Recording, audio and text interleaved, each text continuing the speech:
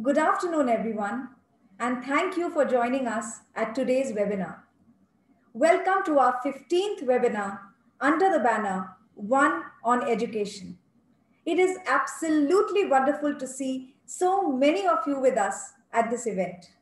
I am Kavita Iyer, Senior Product Specialist, Orient BlackSwan. We feel happy and privileged to be collaborating with SAMVAD in today's webinar.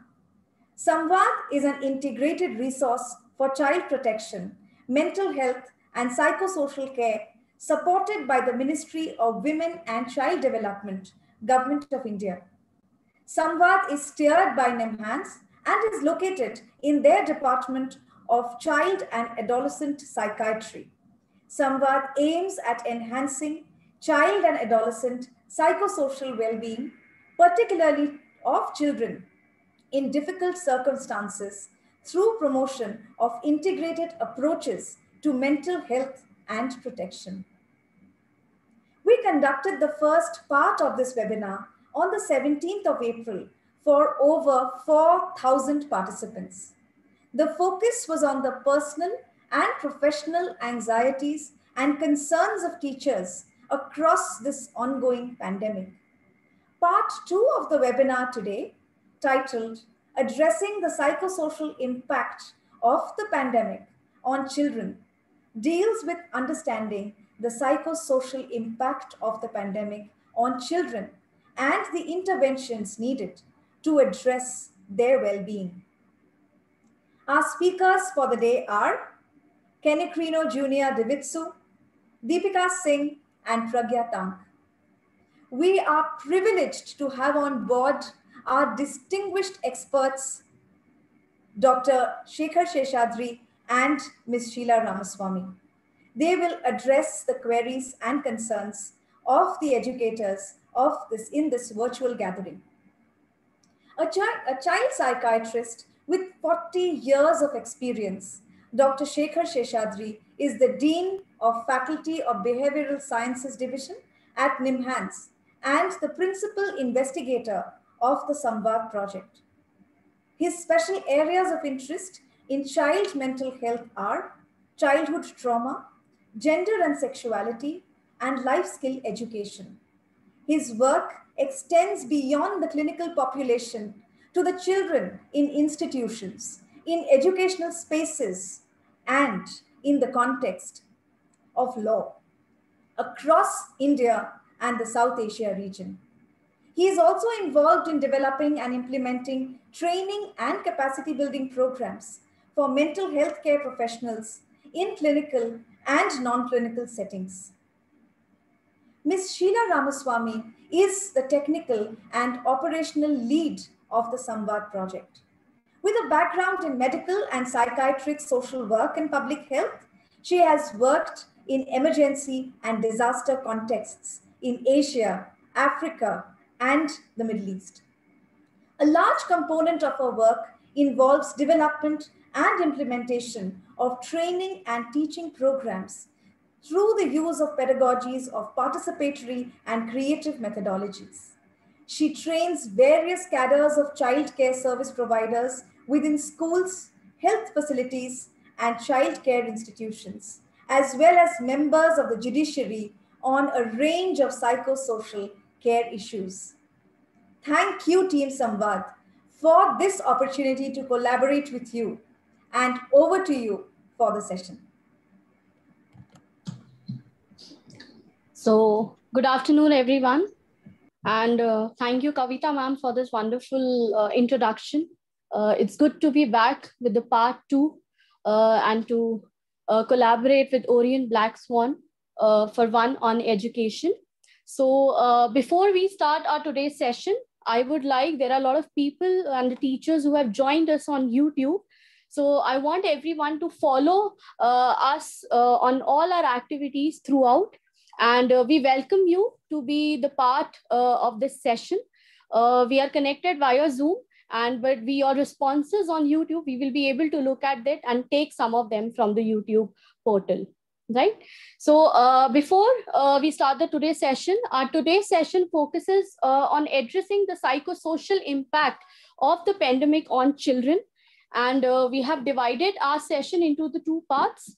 First, we will be talking about the teachers so that they are better equipped and can respond to their own stresses.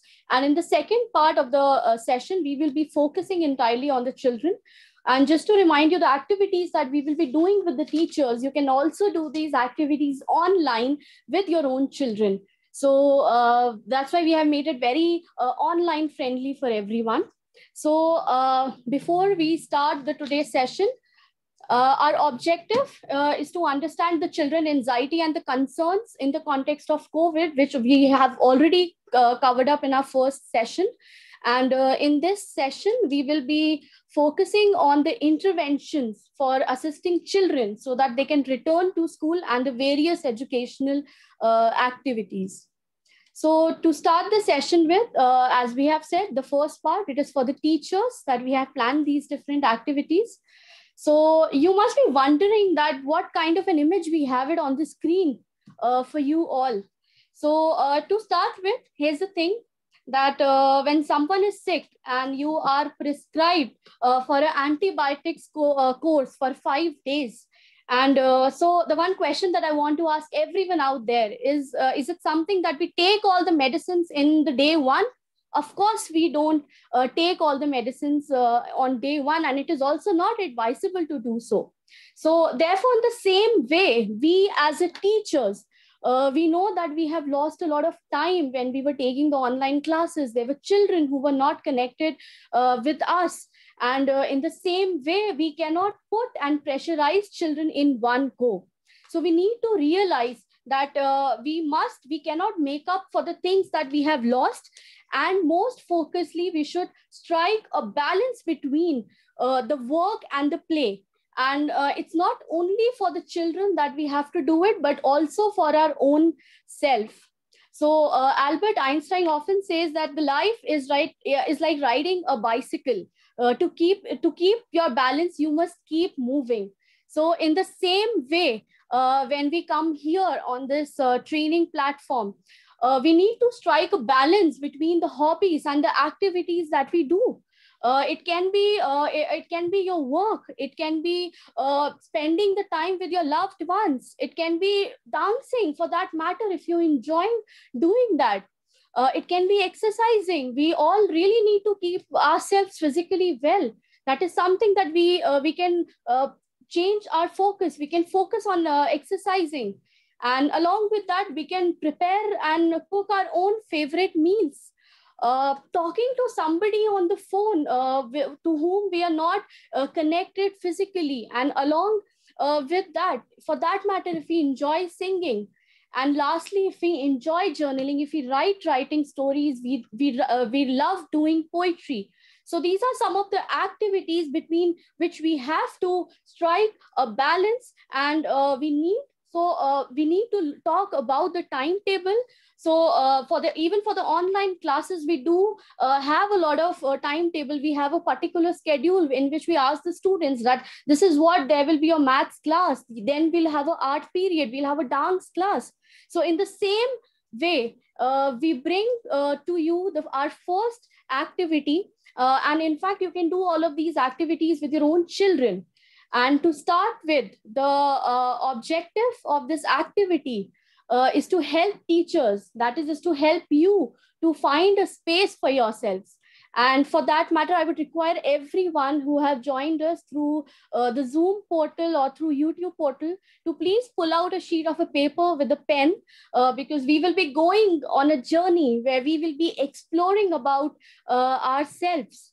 And along with this, I want everyone to reflect on the last activity which we did in our last session. We did an identity exercise where we focused on the roles and responsibilities that we perform, the different qualities and the talents which we have, the activities, the hobbies we enjoy doing. So taking that identity exercise in mind, let's take 2 minutes to jot down all the things that we enjoy doing. And if I would request, if the teachers are comfortable, you can also share your responses on the Zoom chat. It will help us to have your responses here. So we'll quickly take 2 minutes and then we'll see what kind of responses we'll get here.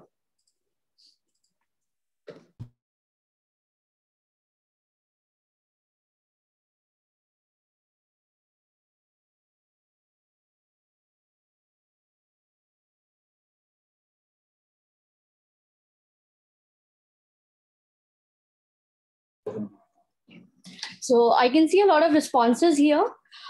Exercises like doing yoga. I like to dance, singing, shopping, reading. Okay. Okay, I can see a lot of new responses. Reading spiritual books, play with students. I like enjoy stories, singing, shopping. Possibly in the COVID context, this shopping might have shifted to the virtual platforms. Writing, okay, so there is an overwhelming response on the chat box where we can see your different activities. So here is the next step. If you are following me in this activity, it's a request that I want everyone to execute these hobbies into your daily lives. And how would we execute these hobbies in our daily life? There will be certain questions that you will be answering with us in this activity. So the first question comes, how do you want to practice your hobby? Do you want to spend 30 minutes? Do you want to spend 1 hour? So how much time do you want to spend on this activity? I want you to write in front of that particular activity which you have mentioned in your notebook or in the chat boxes. So I can see a lot of responses, 30 minutes. We can also spend 1 hour. If you have more time, you can still extend your time to 2 hours if somebody likes painting for that matter. Okay. I see a very interesting point where the teacher is writing about introspection. That's a very important good that we really need to reflect on the activities that we are doing. So the next question, in case we don't get time on a daily basis, how do we want? Do you want to practice it alternatively days? Do you want to like give it a day and then you want to perform this activity? You can also mention it. And one thing that I would like to tell everyone and remind you with this activity is that is there's no compulsion. You should not feel pressurized to do these activities. These activities are there for your own well-being. So whenever you feel comfortable doing these activities, you should definitely try pursuing these hobbies. And one more thing, if you're not able to do it today, every teacher, all the teachers who have joined us in our today's session, you must not feel disheartened. You should give it a try on the next day. So do you want to practice alternatively? And is there an activity because you have a lot of work, you want to spend time, you want to strike a right balance, or do you want to do it on a weekly basis? So as I said, it depends on you whether you want it to do on a daily basis. You can make an alternative plan into your schedules. And if it's something that is not possible, you can also plan to do it on the weekends or on the weekly basis. So the last step of this activity, definitely, Sonia ma'am writes, it depends on the workload. Yes, ma'am, you're absolutely right. But in spite of all, we need to have a balance. We need to have a status quo for all of these things. So I would want everyone to open your alarm clocks and fix the timing and the date and the activity that you want to do it, you want to pursue these activities for. So we'll take 1 minute. I want you just quickly open your calendar and just mention the time, at what time of a day, whether it's in the morning, whether it's the afternoon, whether it's at the night before sleeping, you want to do this activity. Just mention the timing that you want to do it.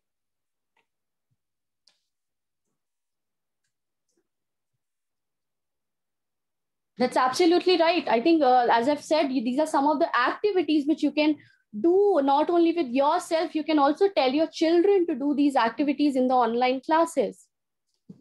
Okay, so I can see a lot of responses at night from 10 to 10:30 before going to bed, reading spiritual books before going to bed, early morning, okay, at night, So I hope a lot of teachers have followed us during this activity, and you were able to allot a certain period of time to these activities. So the objective to do this activity in a training session like this is basically to emphasize that all of us have our own identity. And if you look at in a long run, this is something which is called life. So we usually forget to take care of our own identities. We are so immersed in our roles in our professional life that we forgot all the relationships that we perform. And we need to take care of all of these identities. We need to cater to our different roles and responsibilities that we carry on our shoulders. And I think along with that, I think everybody needs a me time. It's a time that you give to yourself, to all the hustle and bustle of the world. It is the space that you need to rejuvenate yourselves. That is something which gives you in a relaxed mode. You will be much more calmer, at much more peace. So many a times when we do all of these activities, the one thing we realize that we do make a plan. And if we recall the inner voice from the last session, we often say, okay, we have made the time, we'll follow it tomorrow. But when does this tomorrow comes for us? So really, we need to have a plan so that we can go back and doing these activities. We forget to take time. And just as we are focused on following up on our online classes with our students, it is also very important to the commitment to these hobbies and activities so that you can take care of your own well-being, not only physically, but also your mental well-being for that matter. And if we talk about the COVID context, the one thing that we really need to keep in mind that there are certain things that they are in our control, and there are certain things which are not in our control. The second wave of the pandemic, it is something which is not there in our control. But if we talk about something what we can do, we can stay inside our houses. We can follow all the norms, all the protocols that are there to keep ourselves protected. So if we talk about these things, we need to prioritize all our activities, all the things that we can control. And this will help us to manage our time in a much efficient way. And it will help you to focus on the thing, to prioritize, so that you as an individual are healthy, and you are also able to put focus on your mental well-being. And lastly, I think rather than, we tell a lot of things to other people that you should do this, but instead we should try to create a happy me out of all of these activities. If we strike a balance between the two, so that we can create a better world from us and for everyone out there. So thank you, everyone. We got such a lovely responses from the chat group, and I hope the teachers who have joined from the YouTube channel were also with us in this discussions with us. So I would like to take some responses. It creates a positivity in the otherwise in this bleak situation. So this is one thing which we really need to keep in mind. And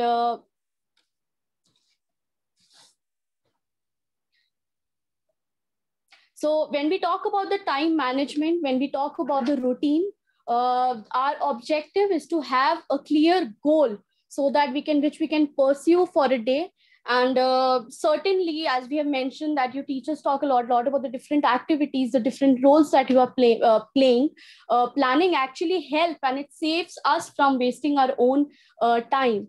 So this is just one of the samples, one of the ways in which you can manage your own time. You can write the days. You can divide your time into the 4 slots. You can divide it into the morning, afternoon, evening, and night. And along the same lines, you can mention the tasks that you're supposed to follow when you talk about these timetable.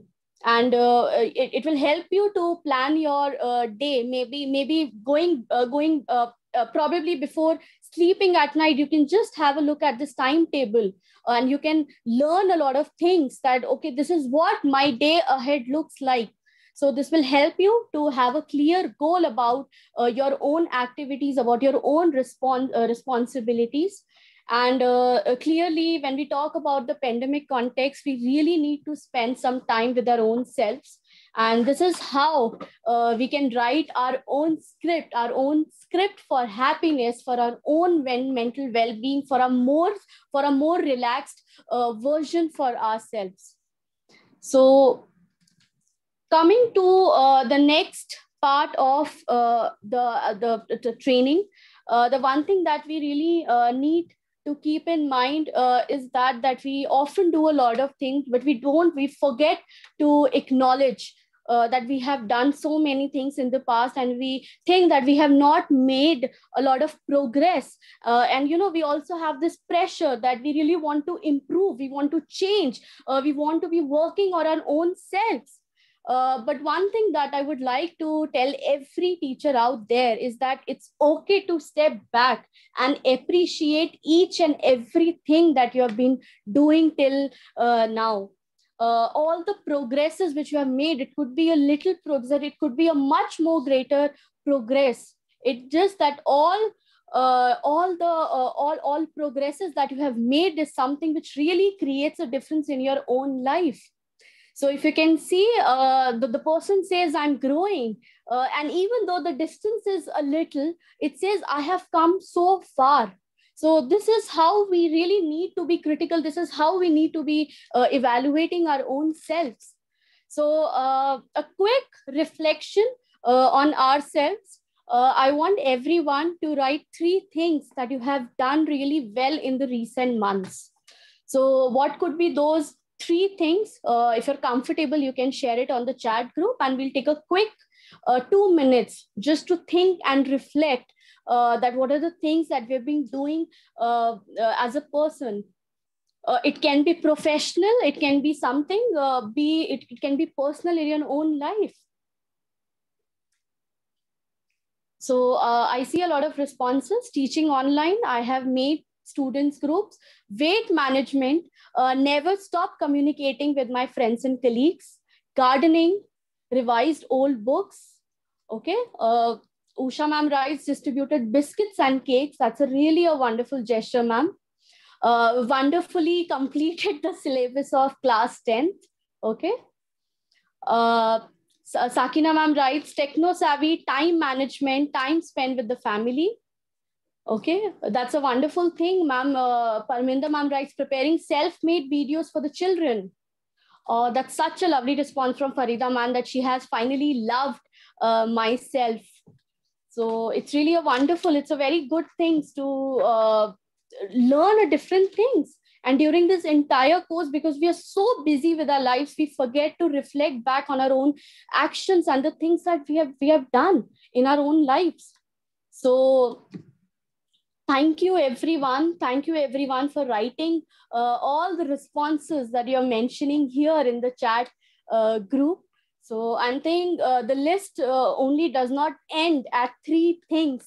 It may be consist of 5 things, it may be 100 things, it may be 10 things. But even though if you have made a one thing, you really have created a difference in your own life. So moving ahead.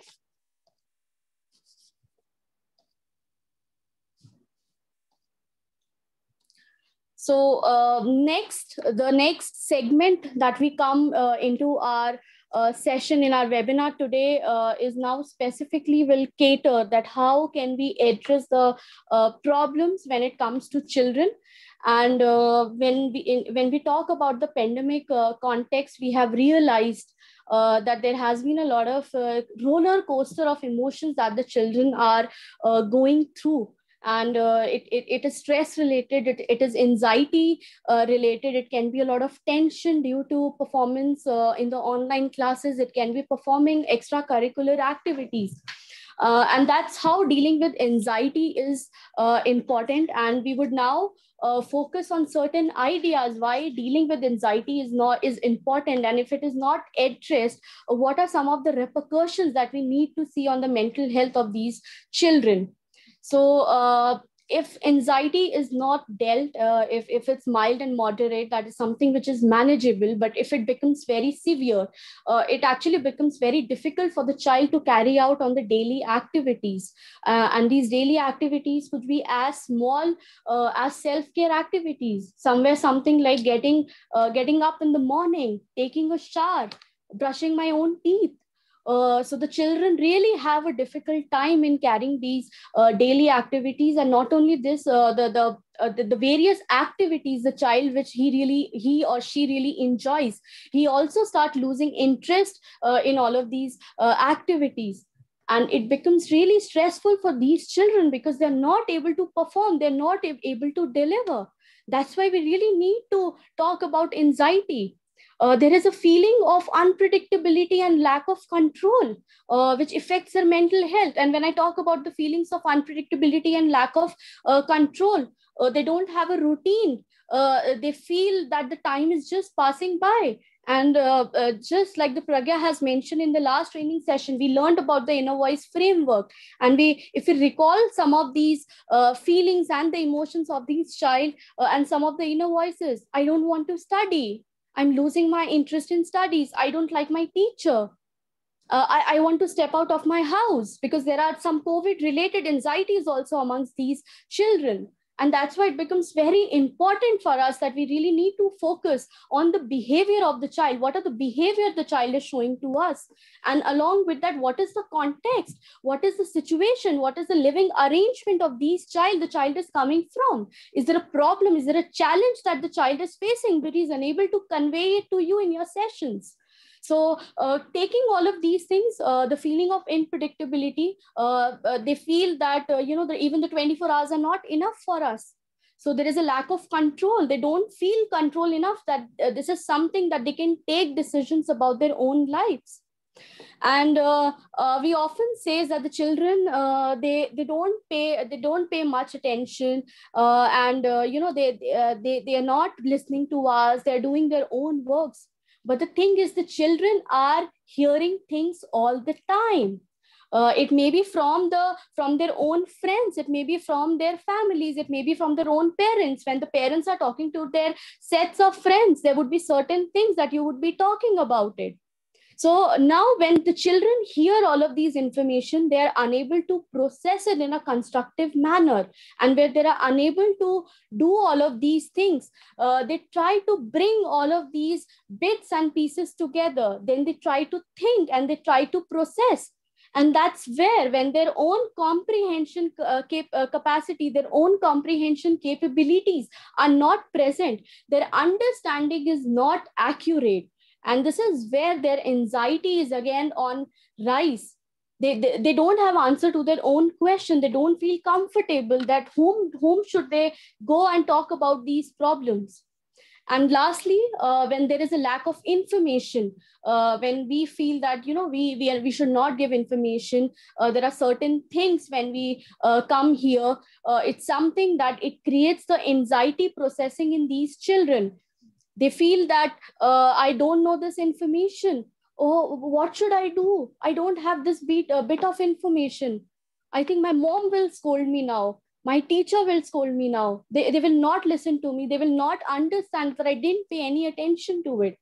So when these little things starts to impact these children, that's where the processing goes wrong. That's where the anxiety of these children keep on increasing. That's why I see a lot of behavior in these children, that they're unable to deliver in the class. They are not regular to their online classes. They don't complete their assignments on time. They are not responding to your calls.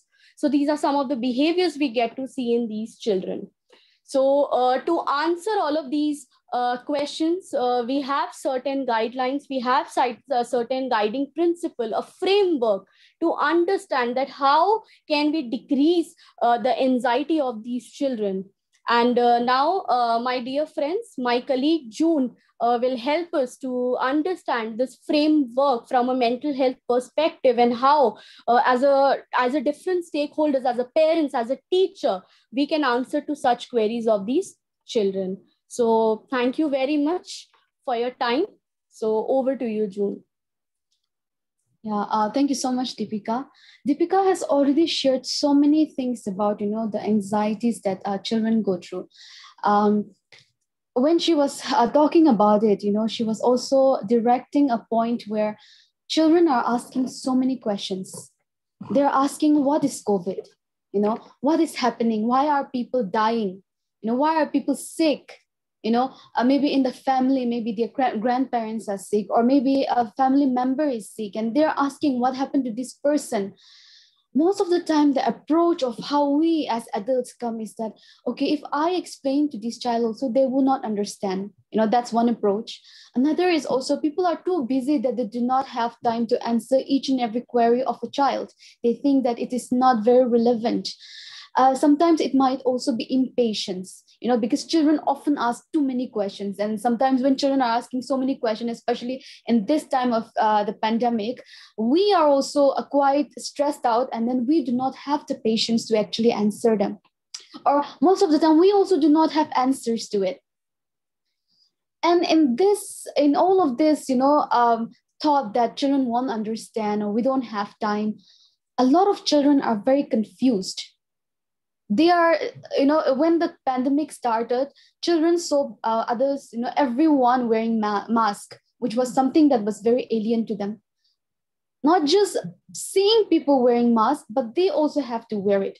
They have to follow certain restrictions and guidelines, which makes it so difficult for them. And we tell them, wear your mask. A child is maybe a 5-year-old is wearing a mask. We tell that child, wear your mask. Nobody explains to them nicely why they need to wear the mask.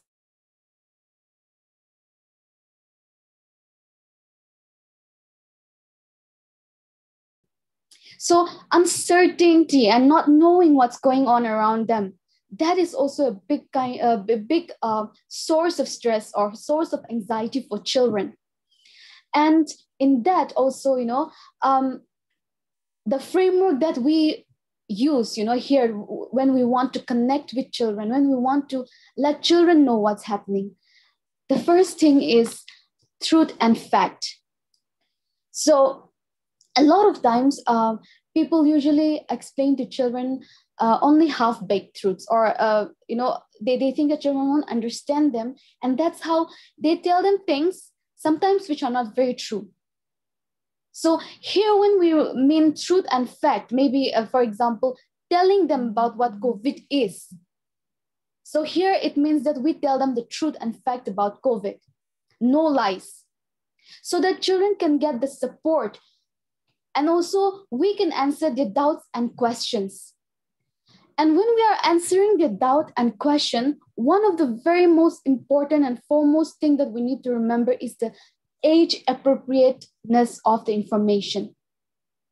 So when we talk to a 5-year-old, or when we talk to a 9-year-old and 15-year-old, we talk to them in different ways because they understand things differently. So for example, you are talking to a 5-year-old child and the child asks you, what is COVID? What is coronavirus? I don't understand what is going on. What is it? And you might, explain to the child saying, coronavirus disease is defined as an illness that is caused by a novel coronavirus, now called severe acute respiratory syndrome. So when we say that to a 5-year-old, obviously this 5-year-old won't understand what you are saying. So the information that we give to children should be a fact, should be the truth, but also should be remembered according to the age appropriateness. So we come down to the level of that child's age, not our maturity, not our thinking level, but the way we approach this child. We come to their lens and we explain to them according to how they will understand. And you as, us as people who work among children, we know how we have to talk to each age group. So we know how to do it. So we have to explain to them in their age appropriate ways, and also giving them hope and assurance. So when we tell a truth or a fact to a child, obviously they'll be scared. Obviously, it will create some kind of stress or anxiety in their heart, saying that, okay, so this is what COVID is. So what will happen now? So they have a lot of uncertainty. So it's important for us to give them hope and reassurance. So for example, you have explained to these 5 years what COVID is. Now you give them a hope, but a truth, a hope that is very realistic, not saying that COVID will go tomorrow. Tomorrow, everybody will be okay. COVID will go tomorrow. So we often have a habit of telling the child tomorrow. When am I going to school? Tomorrow. When will COVID end? Tomorrow. So if we say it that way, then children will wait for tomorrow. When tomorrow comes, children will be more uncertain of, okay, they said it's tomorrow, but then tomorrow is here now and nothing has happened yet. So it's important for us to also give them hope and reassurance, which is based on the truth according to the age appropriateness of the child, and how this hope and reassurance can be long-term. It might be COVID is not going now, right now. It will go someday.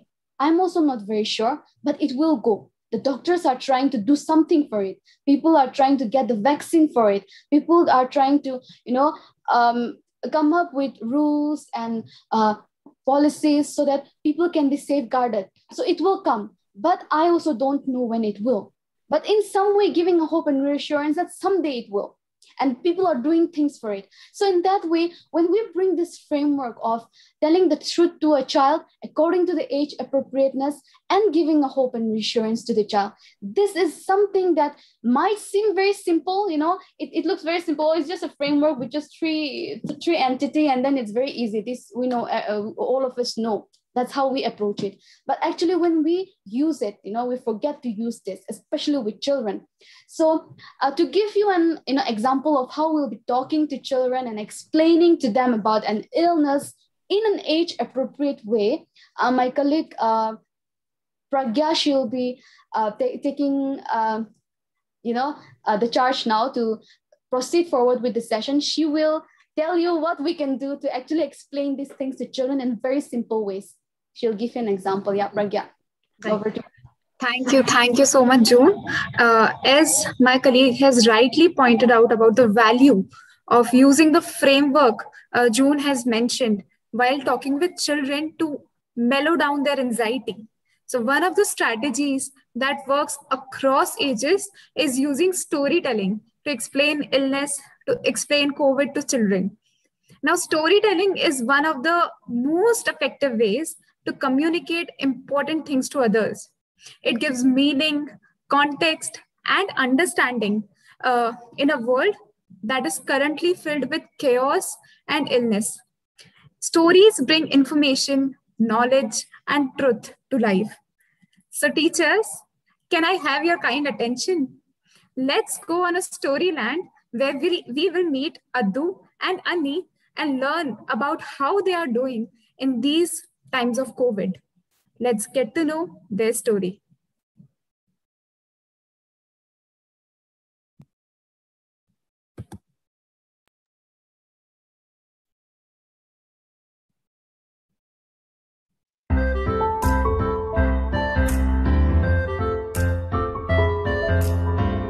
Welcome to today's story session.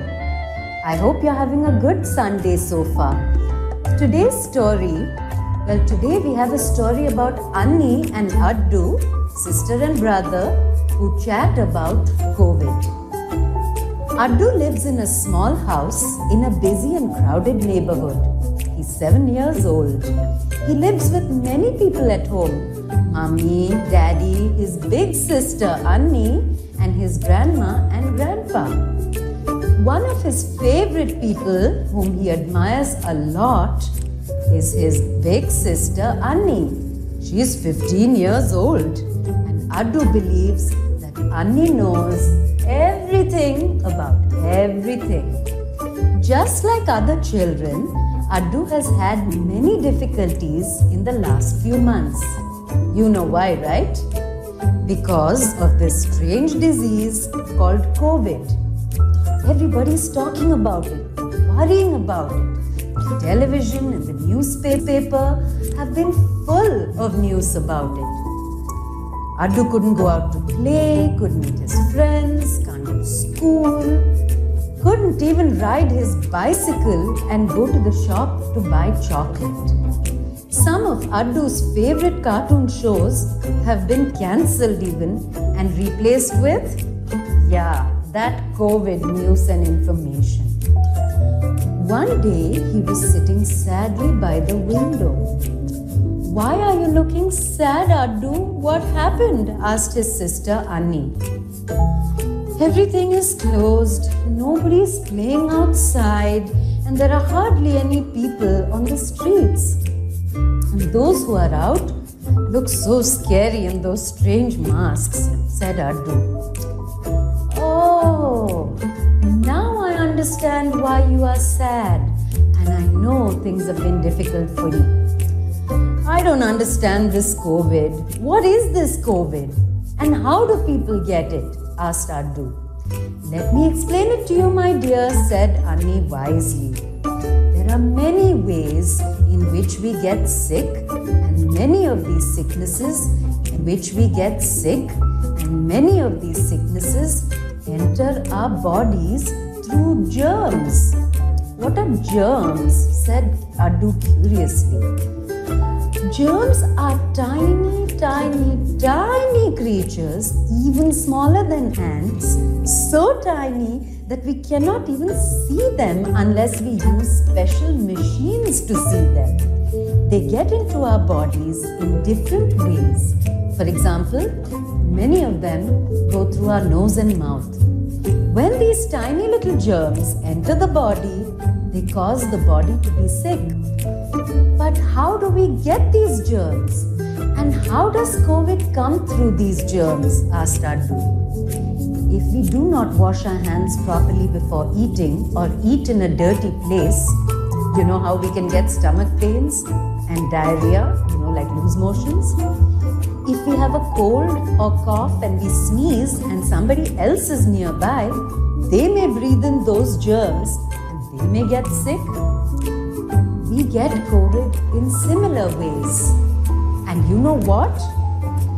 The germ that causes COVID has a very funny name. Corona. Can you say that?" "Corona," said Annie. "Corona. Corona," said Addu slowly. "But I don't have COVID. So then why can't I go out?" asked Addu sulkily. "There are different types of sicknesses," said Annie. "Some spread from one person to another, some don't. If you have a headache and sit next to someone, the headache will not pass on to them. But if you sit very close to someone who has COVID, as I said, it spreads through sneezing or coughing.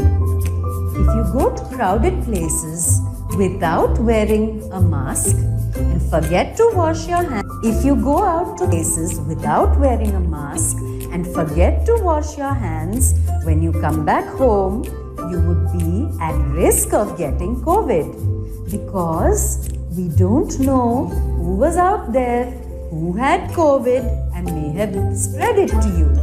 That is why it is best to stay home as much as possible," Annie said. "So I heard from friends that we can get corona if we eat ice cream or food from outside. Is that true?" asked Addu. "No," says Annie. "Can corona fly out of someone's window and someone else's house and come to us?" "No," said Annie. "Will it spread through houseflies or mosquitoes?" "No," Annie said. "Not even through dogs and cats or other animals." "The rest of my life?" asked Addu. "No, of course not," said Annie. "But there are ways in which we can be safe from corona?" asked Addu. "Yes, if you follow the SMS rules." "Do you know what that is?" said Annie. "No. What is it?" "Oh, I know. It means sending a message on a mobile phone, right? SMS," said Addu. "That is one meaning of SMS. But this is an SMS rule for COVID. S for sanitizer or soap. That is, you clean your hands with soap and sanitizer to kill the germs. M is for mask. wearing a mask every time you leave the house and making sure that the mask covers your nose and mouth. S is for social distancing, maintaining social distancing when you go out of the house. That means you keep as much distance as possible when you sit in the classroom or play with your friends, explained Annie. I now understand what SMS is and will remember it so that I will be safe. And by following these easy rules, I can also help other people to be safe from COVID, said Addu. Following these rules, but what if I still get COVID? Asked Addu anxiously. What to do then? Annie said, children who have got COVID have also got better, many times more quickly than older people. So if you get COVID, it's like other sicknesses. Like when you get a fever, you have to stay home, you rest, you sleep a lot, you take the medicine that the doctor gives you.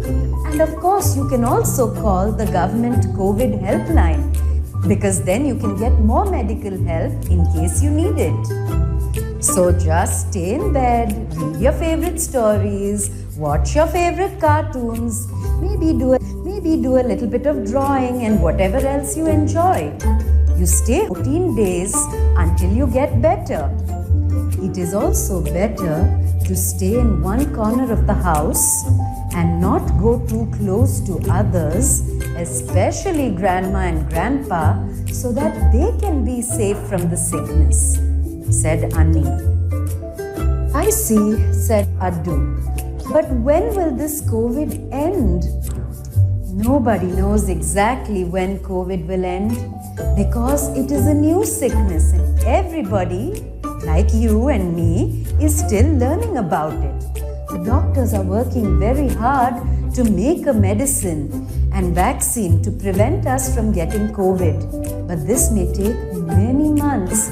Until then, we need to follow the SMS rule and be safe, explained Annie. Can we go out now? I hope we can, said Addu longingly. You remember what was called a lockdown? And we could not go out at all and everything was closed, said Annie. Addu nodded vigorously. Yes, yes. Well, now things are already slowly getting better. The lockdown is being lifted. People can go out a little bit, not too much, but they can go to parks and shops. But if they protect themselves with masks and regular hand washing. You heard that even schools are reopening, so things are getting a little better. So that's good news. Hey, you know what, Addu? I just thought of something. Although COVID has made many things difficult, there have been some good things too, said Annie. Really? Like what? Asked Addu, surprised. I feel that because of COVID and the lockdown, we got to spend more time together as a family, said Annie, smiling. I also learned something new. I can play chess with Mummy and Papa now. I almost beat Mummy the other day. I also learned how to bake a cake. What about you, Addu? Can you think of something good that happened? Said Annie. Addu thinks hard. Then he said, yes! Remember we also painted all the flower pots at home? Now our garden looks so beautiful. I had not realized this until now. I have also loved playing Ludo with Mummy and Papa and you every day. And you know, I am the Ludo champion. See, said Annie. So even when things are tough sometimes, there are always things to learn. And good things can happen even in tough times. Well, COVID or no COVID, I am really glad that you are my sister and that I always have you through good and bad times, said Addu, hugging his sister. Of course, That's what big sisters are for, said Annie, laughing. Did you like the story? I hope you enjoyed it. We know that in the last few months, just like Addu said and Addu felt, things have been difficult for children everywhere. You know, having to stay home all day, not go out to play, not go to school, not be able to meet friends is hard. And being at home all the time, you know, or being in the institution all the time, whether with family or with, you know, friends. So we love all these people very much. They can be really annoying, right? And sometimes we fight because we just spend a lot of time together. But, you know, there are things we can still do at home. Just like Annie and Addu said, like learn a new game, have a new hobby, maybe even do a little bit of reading of our school books, a little bit of studying, because schools are slowly reopening. And in case school reopens for everybody, we need to be ready, right? We need to be prepared. We can also do some exercises, even if we live in small houses, like skipping. You can use a long rope and skip. We can jog in one place. You know, you stand in the same place and pretend you're running very hard and very long. And we can do stretches, like you lift your arms and legs, stretch them. If you lift your arms and legs, stretch them really wide, and as long as you can, touch your toes, wiggle your shoulders, wiggle your fingers and your wrists, because it's important to keep healthy and well during these times. You know what? All of us children particularly, to know what COVID and this corona is all about. Like everything else, when we don't know what something is about, that's when we feel more worried, confused, and then we think, oh my God, what do we do? What will happen? What if it happens to me? But now that Annie and Addu have helped you understand what Corona is about, you can relax and you can explain it just like they did to your friends and family, so that everybody can tell other people and they can stop worrying about it, right? Remember to tell them what Annie and Addu said about SMS, sanitizers, masks, and social distancing. And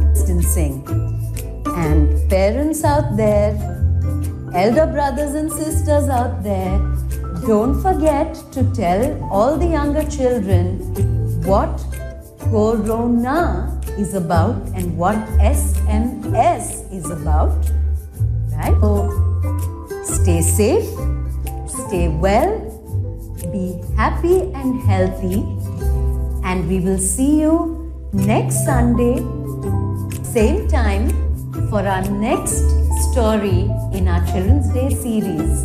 Ask your friends and family to join us next Sunday again, because who doesn't love stories, huh? So it'll be story time again soon. Thank you very much. So now that you have heard the story about Addu and Annie, there are a lot of things they shared that you might be able to relate very, very, very closely. Now imagine that you have narrated this story to your students, to your children. Now, what will be some of the questions you can ask or we can ask for the discussion with our children based on this story? You may like to take about 30 seconds and think about the questions you would like to ask them to know about what they have understood from the story. It could be very simple questions like, why was Addu sad? Who all lived in Addu's family? Right? So take 30 seconds, think, and then type in the chat box. You may use the chat box of Zoom as well as YouTube.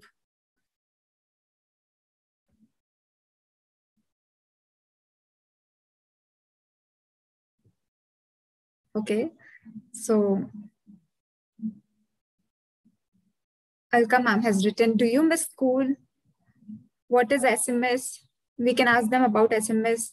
Who understood Addu's worries? Why we need to follow certain processes? What was the moral of the story? Okay. What precautions were taken by Addu? Who all were the members of Addu's family? Okay. Meaning of SMS. What is SMS? Why was Addu sad? Why was Addu not allowed to go out? Very right questions. Why Addu asked a lot of questions to Annie. What is mask? Okay, what is mask is another question that children will ask or might ask. What is the moral of the story? Who helped Addu to understand about Corona? Why was Addu refrained from going out? Where are they staying, village or town? Okay. What was Addu's age? How would you protect yourself? Okay. So there are a lot of questions that are showing up in the text box. Thank you so much, teachers, for writing them down. How to make chart paper of germs of COVID. Okay. Did you ever feel the same as Addu felt? Now, this is a very, very important question, and I'm going to talk about it. What is Corona? What have you learned from the story? How will you implement your learnings? Another very important question. Thank you, Krupal teacher, for posting that question. What can children do at home? What is sanitizer? Why rules are important? What happens when we break the rules? Right? Okay, why was Addu anxious? Why is it important to maintain social distancing? Great. How does Annie know everything? That's an interesting question. If you were Addu, what are the questions you would ask your sister? Another very important question.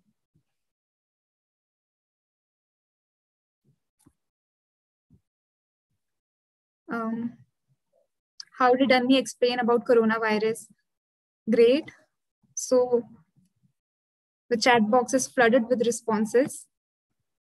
And it's great to see such immense responses coming in. So this part of questions, this part of questioning is called comprehensive questions, right? To check, to see if the children have understood the story or not. Like very basic questions like where did Addu live? What did Addu learn about Corona, right? Or why was Addu sad? Who all were there in the family, right? And then comes the further processing part of the questions that you might like to ask. Like the question that one of the teacher posted, that what did you learn about Corona? How are you going to implement different strategies, right? So that is the processing question. You can start by saying that, we learned some things about how Addu felt and what he learned about Corona through our discussions. So let us now discuss about how each of us, each of you, each of the children felt about COVID in all these months, right? Let's now discuss about how we felt during all these times. How did it feel to stay at home? Or what new things you learned from Corona today, right? Questions like these are the processing questions. So take 30 seconds again, reflect, and come up with the deepened questions that you would like to ask children. We have asked the comprehensive questions that talk about the story, but to further process the children's ideas, their theories, their understanding of the story, what kind of questions will you like to come up?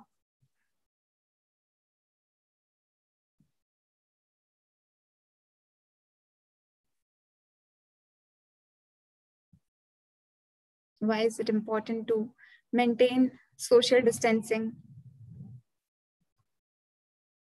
Okay.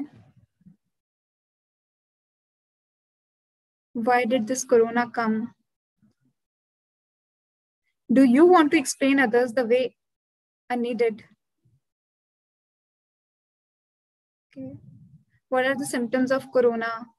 What steps would Addu take about learning about rules? This was a very, very, very important question. Very nice question. Thank you for putting this up, Anuradha teacher. What steps would Addu take after learning about rules? Right here, the child is actually thinking. He's sitting down, analyzing and writing down his or her understanding about rules.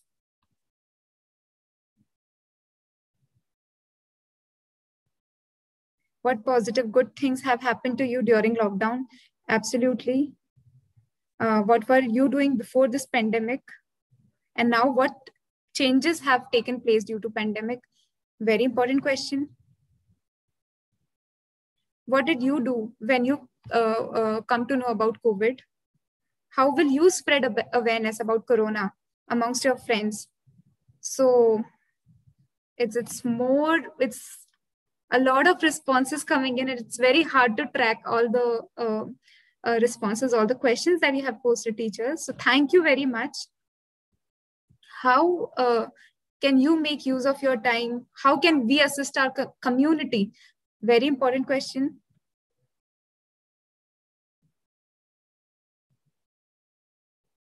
What have you achieved during this pandemic?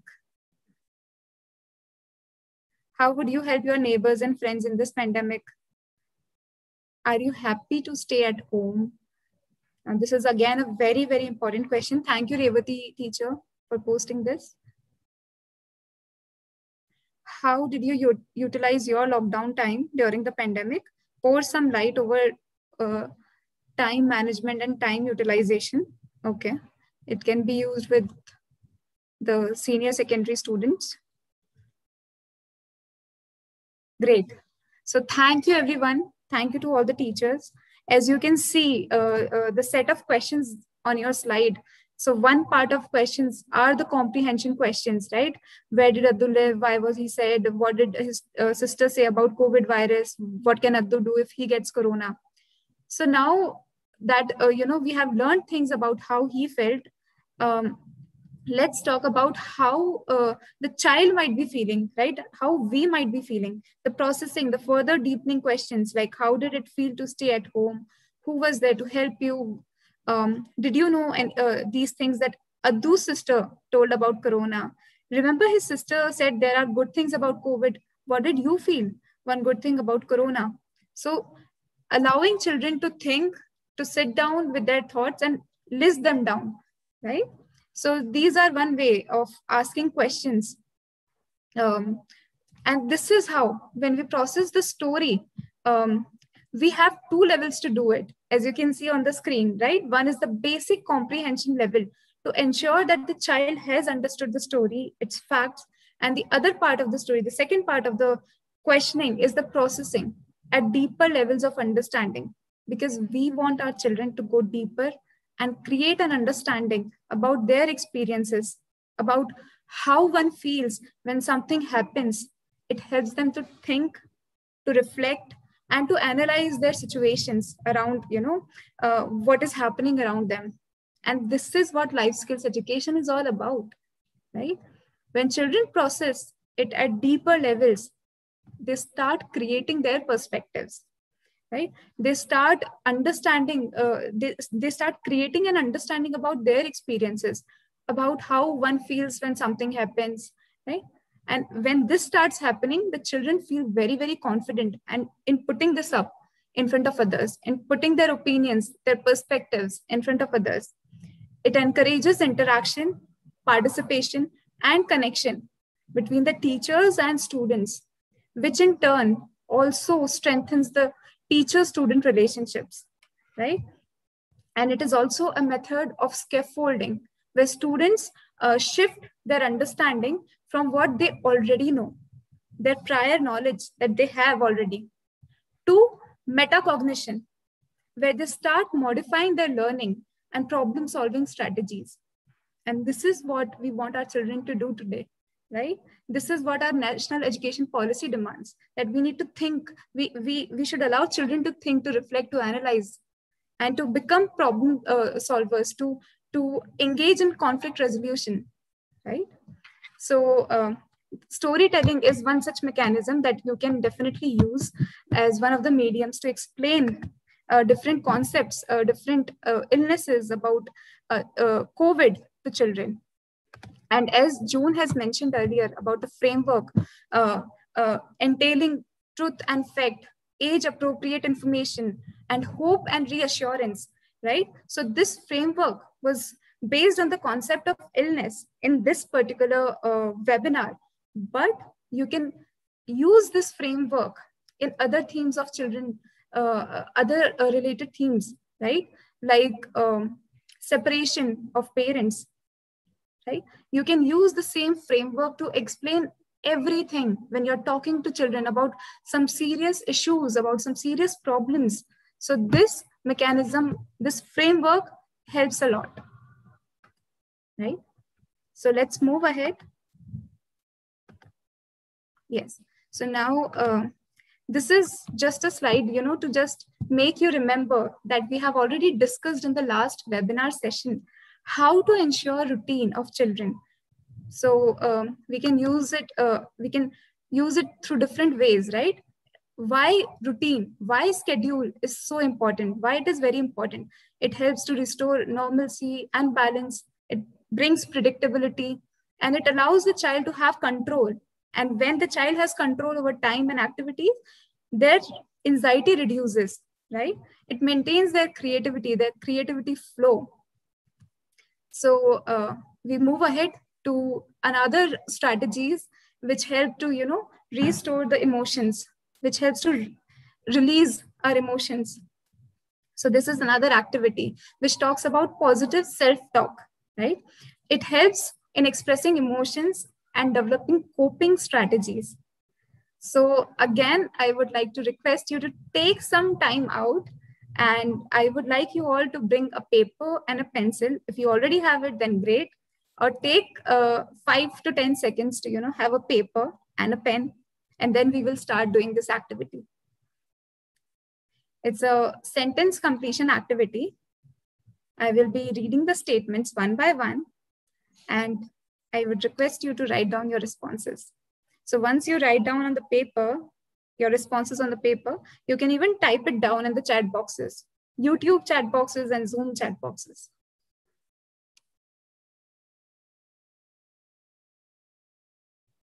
I think you already have grabbed the paper and pen.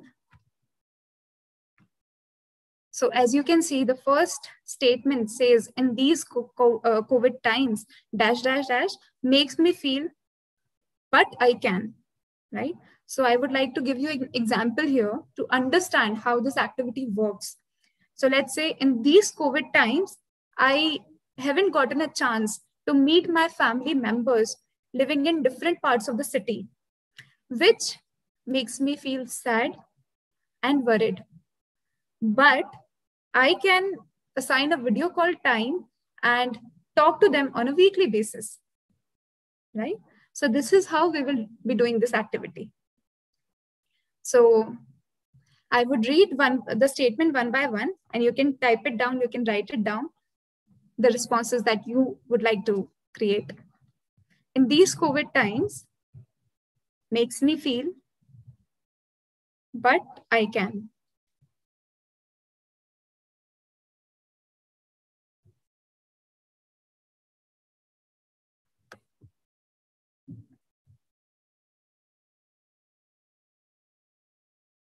Okay. So the responses are coming in. I couldn't go out for shopping, but managed with the online shopping. Okay. Nice. Missing our school, feeling upset, but are managing. Okay, feeling alone, but I'll overcome it. I'll fight it out. Watching news channel, feeling sick, and I can turn off the TV. Right? In these COVID times, I was not allowed to go out and play.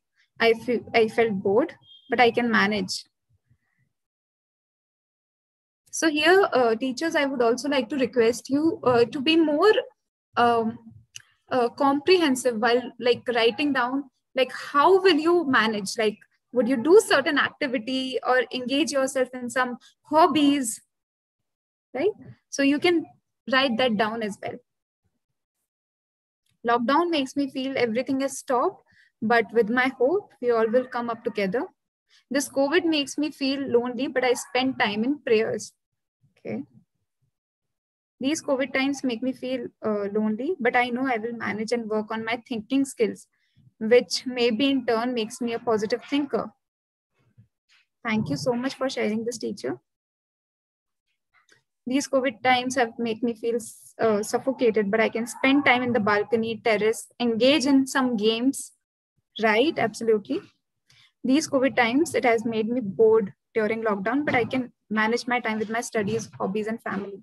Great.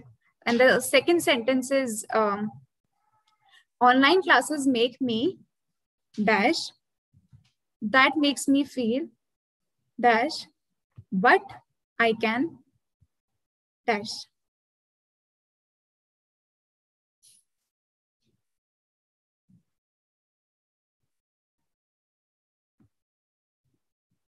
Take some time to think and pen it down or type it down. Online classes make me dash, it makes me feel dash, and but I can. So there's a response saying online classes make me feel happy because I can connect with my students virtually, which uplifts my mood.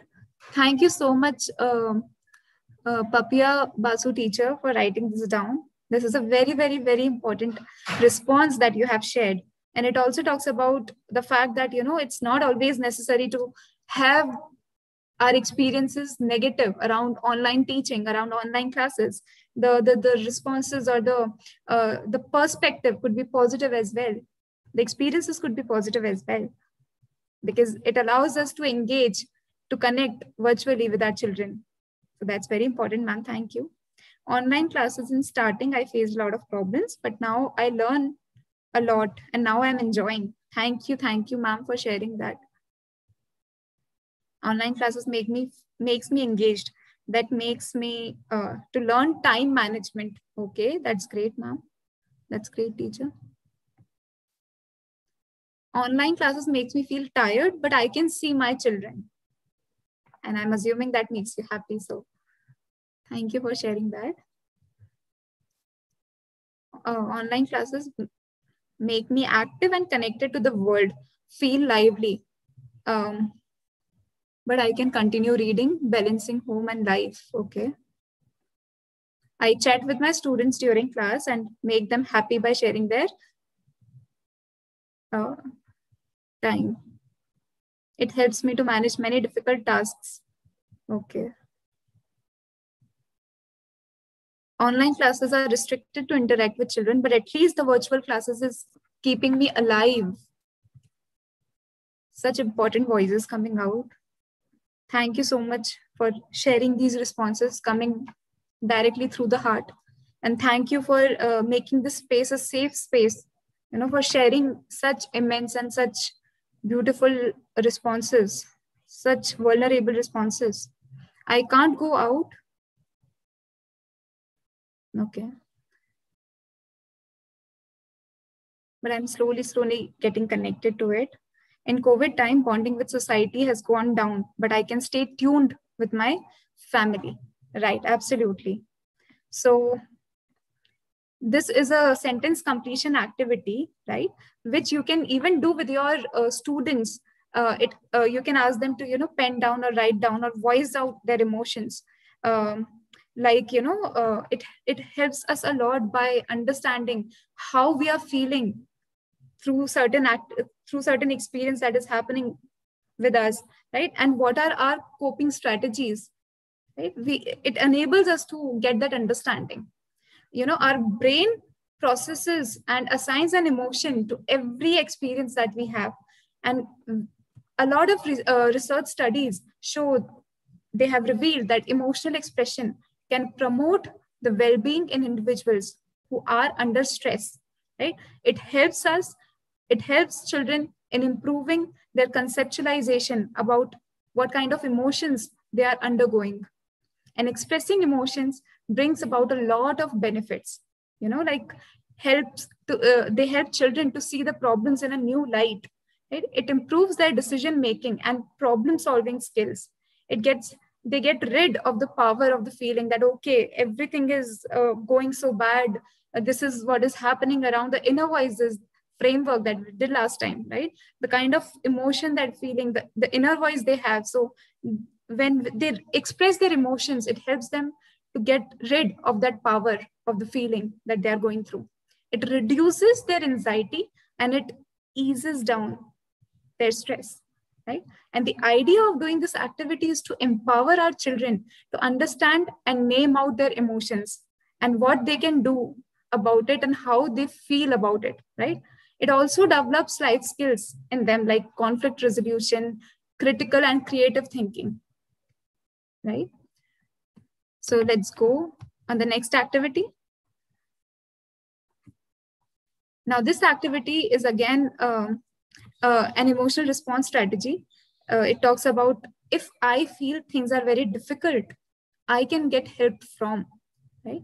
So you can help students to list down the sources where they can reach out for support. When they are aware of their support system, their anxiety reduces. They know that they aren't alone and they have someone whom they can reach out to, right? So you can use the statement, if I feel things are very difficult, I can get help from.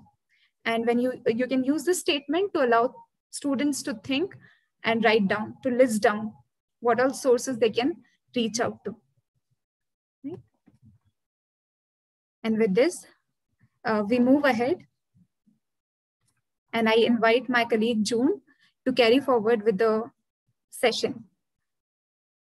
Thank you, everyone. Yeah. Thank you so much, Pragya. So, like our sessions have, today's session, it has really touched upon even teachers' stress. We have already worked on an activity where we are trying to see how teachers can de-stress themselves by giving themselves a me time. And even with, the story that we have shown you, where we are discussing about how we can talk to children by presenting them truths and facts at an age-appropriate level, and also giving them hope and reassurance. Now we would like to see some, 20-minute games and activities to make school fun, because right now, obviously, you're all having online classes. So all of this that we are doing right now, we can always do it online also. So we have kept in mind that this can be used in person and online.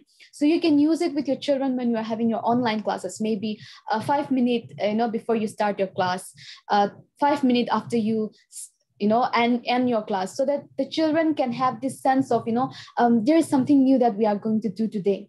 And also about sharing, this helps children a lot. So we are doing a lot of activities which involve writing, taking a pen and a paper and a pencil or a pen, so we are doing those activity also because when we do something, it stays in our minds much longer. When we are just told to do something, like the first activity where we did the me time, when we just say, teachers, please get a hobby, when we just say it, just get a hobby, you might say, okay, yeah, I have to get a hobby, but you might forget to actually practice that, because that actually happens with a lot of people right now during the pandemic. Everyone is giving us, different ideas of what we can do during the pandemic, but very little of us are able to do it, because we do not have the structured time for it. We do not, prepare a time that we are like really leaning forward and really being a strong will to do it. So that's why these activities, when we do it, it's much easier for us to be able to practice it. Yeah. So the objective of this 20-minute games and activities is to motivate children to continue in school and further help them adjust and cope with anxiety. So a lot of people also have this idea that children are very playful. They'll forget, they might be stressed now, but they'll forget after 10 minutes or 15 minutes.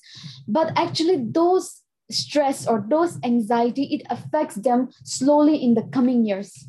So when you see a child with a behavioral problem, the problem might be seen manifested in the form of a behavior, just like we have seen in inner voice, but the context of it might be different. So maybe a child is very anxious during this corona time. Maybe the child is very scared and it hasn't been dealt with because the parents think that, okay, the child will overgrow this anxiety. The child will overgrow this fear. But what if because of this anxiety, because of stress during this pandemic, in the few coming years, maybe 3 to 4 years, we see the child behaving in a certain way. Maybe the child is dependent on substance, for example. And then we just see the behavior and we're like, suddenly why, sometimes children are like, we say 3 months back, this child was doing so good. Suddenly, why is this child behaving this way? So it's not just about the behavior that is manifested now, it's about the context from which it comes from. So it's very important for us to remember that children do grow, some children do grow out of their anxieties, but a lot of it affects in the future years. So this is the main reason we are bringing lots of activities which can really help children. Also for some leisure and fun activities, that can be organized at schools by teachers. So this is also one of the objectives, and also to facilitate social emotional development in teachers. So to start with, so we have been doing a lot of writing exercises. So today also we'll be doing a writing exercise. So we'll be writing a letter to coronavirus. So this is an activity that you can use with your children also. So everyone who is out here in Zoom portal and also in YouTube, you can please, participate in it. You can either use your phones, in a chat box. You can just write a note in your phone, in your tablet, in your laptop, or even in a paper and pen. So whichever is convenient to you. So what we'll do is we will write a letter to coronavirus. And the objective is to recognize positive and negative aspects of COVID-19 pandemic times.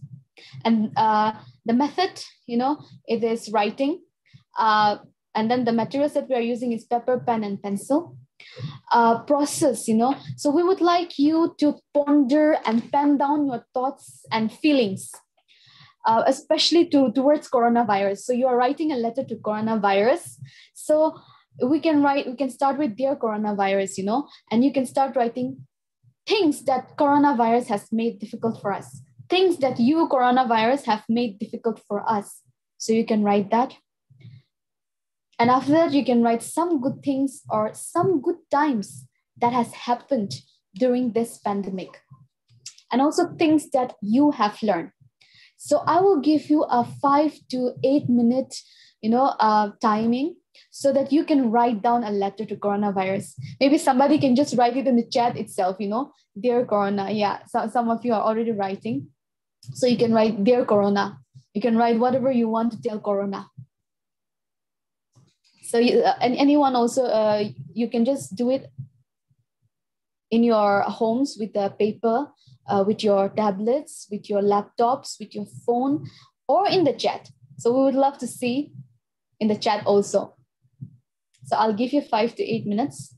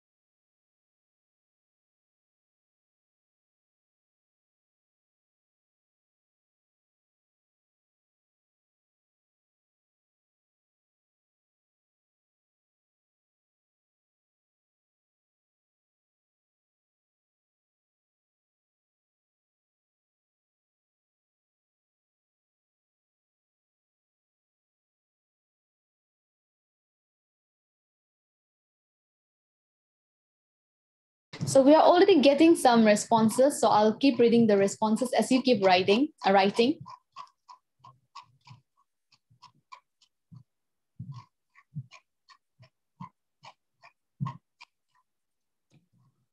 Yeah, somebody has written, difficult to move around, meet friends and students, good times with family, and I've learned the importance of health and hygiene.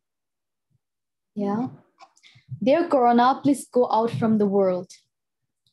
Good thing is children and parents as well know the value of a teacher or importance of school. Dear Corona, things you have made difficult for us to be locked at home years together. It is a good thing that you forced me to learn computer, be with the family, read many books, etc. Things I have learned to be independent. I'm not so happy with your presence. A good thing, spend good time with our children. Dear Corona, please go away. We all are threatened. Difficult to go anywhere when anyone's sick in home, meet our students in school, to meet our relatives in difficult situations. Dear COVID, because of you, I am unable to meet my dear ones, and you made our lives so difficult. You make difficult to meet our friends, family, and students. I miss live interaction with students. Dear Corona, how are you? We are not safe for you there, as you are attacking all of a sudden to us, okay? Please don't get enmity with us. Be friendly and save us, all right? Dear Corona, I'm thankful to you that due to you, I'm able to spend time with my family. You taught us to care for nature and importance of cleanliness. Yes, due to you, we are able to move out and meet our friends. But yes, we learned a lot. Thanks. But now please go away. Difficult in wearing mask, can't walk freely, can't go out, stuck in one place, no physical activity. Dear coronavirus, we hate you because you have made us isolated, but you have helped me to spend more time with my family, try new dishes, read many books. Oh, that's really great. Yeah, so we can see, a lot of you are writing a lot of letters to Corona. So I'm still reading it, and I think I'll keep on reading a few. It's so wonderful to see so many of you have already given so many letters. I might not be able to do justice to all of you, so I'll be reading only some few. Dear Corona, it was a great difficulty which we faced. We were unable to go anywhere. People lost their lives, job, and many other things. The good thing you gave us is to love and live happily in what we have. You made us more closer to our family members, understood the importance of greenery. Dear Corona, difficult to go out and enjoy meeting our students and friends. Some good times, importance of togetherness of family, time spent with family, things I learned that without material life, also we can live a simple and better life. Jyoti teacher, she wrote, Dear coronavirus, it's a humble request to you, kindly leave this universe. Now it's very high time we have been suffering from you. Though you gave us opportunity to spend time with family, taught us to be more hygienic. As life is becoming stressful, you can go now. Thank you, regards. Yeah, that was a very nice letter to Corona. Yeah, thank you so much, dear teachers. We will stop the letter writing from here. We have received so many letters. We'll love to read it later, and we are very overwhelmed. Yeah, I think you must also have felt overwhelmed. There are so many people who might have very different things to say. Some of them have had very difficult times, maybe some of us might not have had so much of difficult time like the others, but there are so many people who are struggling right now, and we're seeing so many people, in the hospitals not having oxygen. People are crying, people are dying, people are suffering, people are having so much of financial difficulties where people do not have enough to eat. There are so many things. And if we ask our children, when you go back or in your online session, please do this activity with the children. You'll hear them through their letters. So they will write letters, and children, they are very innocent. They will share to you what they feel or what they have been going through in their family. There might be some instances, they are very overwhelmed, and their family situations might not be good. Also, as we come back, because I've asked you to stop the letter, I would like to ask you, what emotions did you feel when you wrote this letter? You can just write in the chat box. How did you feel about writing this letter? What was the emotion, or what feelings came to you? Sad, frustration, yes, very much. Angry, feeling of crying. Relaxed, okay. Yeah. Gloomy, relief, sorrow, grief, heartbreaking, emotional, bored, worried, annoyed, fearful, mixed feelings, yes. Feels like I want to let it all out. Disappointed. Yes. It is really hard. It is a really hard time for all of you. I think all of you who are writing it down, it's not a difficult time for you. And we're so thankful that you're sharing all of the things that you're going through, and so thankful that you're able to share your emotions. So it is so important, even for children, when you are writing it with them, it's so important for us to acknowledge and reflect back to them what they're feeling, to tell them that, yes, the situation that you are going through is a very difficult one. Sometimes a letter that a child might write might seem very kiddish in our eyes. We might feel like this child is writing such a simple thing, this child can be happy, he can do this and that and be happy. Maybe a child is talking about a pet who died, or a pet who is gone away, during this corona time. And we might feel that's something that's not very serious, but for the child, it might be very serious.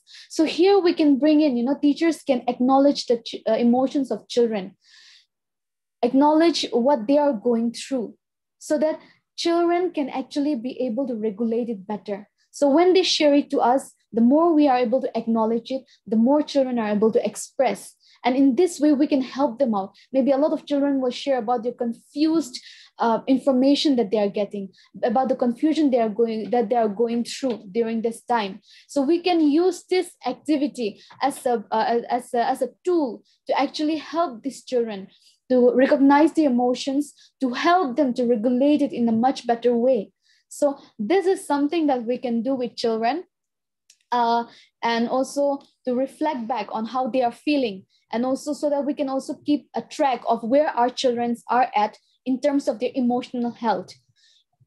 So this was one activity. Now we'll go to another one. So one thing that I would also like to say is all our activities are similar. All our activities are very similar, like the purposes of it is all similar, but it has a different way of playing out, so that children can, really, really put in more reflection. So this activity is called Two Sides of a Coin. And the objective is to identify opportunities for resilience and promote positive action. So this one, you can do it in the Blackboard if you are in person, or in Zoom board. So in the Zoom, or we have this Blackboard that we can use. And in that, we can do a brainstorm and listing session. So the method is brainstorming and listing. And the process is how, right now I'll ask you also to do. What we'll do with this activity is I'll ask you to list down one good thing and one bad thing. So you have to write it together, one good thing and one bad thing. So you may be able to just make a table, a small table where you write one good thing, one bad thing, just one. And then we'll see how many we can come up with. So if I asked everyone, all the teachers, you can put it in the chat box again. You have already given so many things in the letter. Now we'll list it out. So you have already written so much of emotions in the letter. Now it's time that we list it out. Yeah. So yeah, Shaveta teacher has written good things, spend time with family members. Darshana teacher, family bonding. Good thing is we got time to spend time with the family. The sad thing, that we lost many people. Bad thing is we lost many people in our family, near and dear ones. Had a good time with family. Bad is fear of death, which is very true. The positive thing is we became more concerned about our health. The negative thing is our jobs, the fear of losing jobs, the problem of not getting jobs. Bad thing is loss of life. A good thing is a minimalistic approach, a quality time reading. A good thing is people have come closer. Yeah, that's very true. Families are becoming closer because of Corona, because they stay together. They're able to understand each other much better. They're able to have quality time together. Yes, lost near and dear ones. Do indoor activities, yes. The bad things that people are writing is always feeling frightened, yes. And children are also in this stage where they'll be feeling so frightened. A good family bond, to look after the needs of the family, panic around, lost relationships, death, rest. That is the good thing, bad thing, and rest is the good thing. Fear and mental stress, that's the bad thing.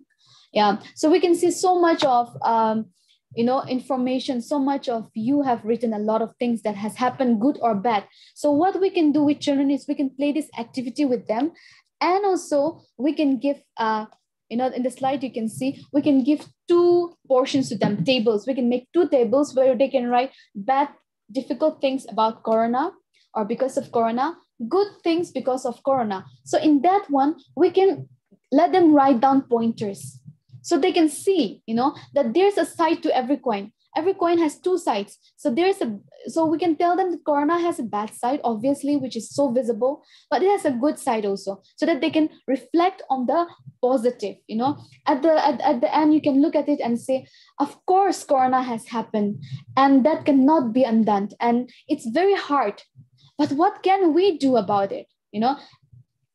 Anything else in life can have a positive side. There's always a positive side. So that's how we can tell the children, so that they can also think about good things that happen. Just like we discussed in the second slide about the bicycle, where Deepika already shared about the balance in life. So there needs to be a balance of bad things are happening, but we need to also think about the good things that happen so that we can have a balance. Otherwise, if we do not have the balance, then we'll fall down. And that will be really critical for us. So this is what you can do with children. To go ahead with, there are some activities that you can do with children, poster making sessions. We can encourage children to make brightly colored posters.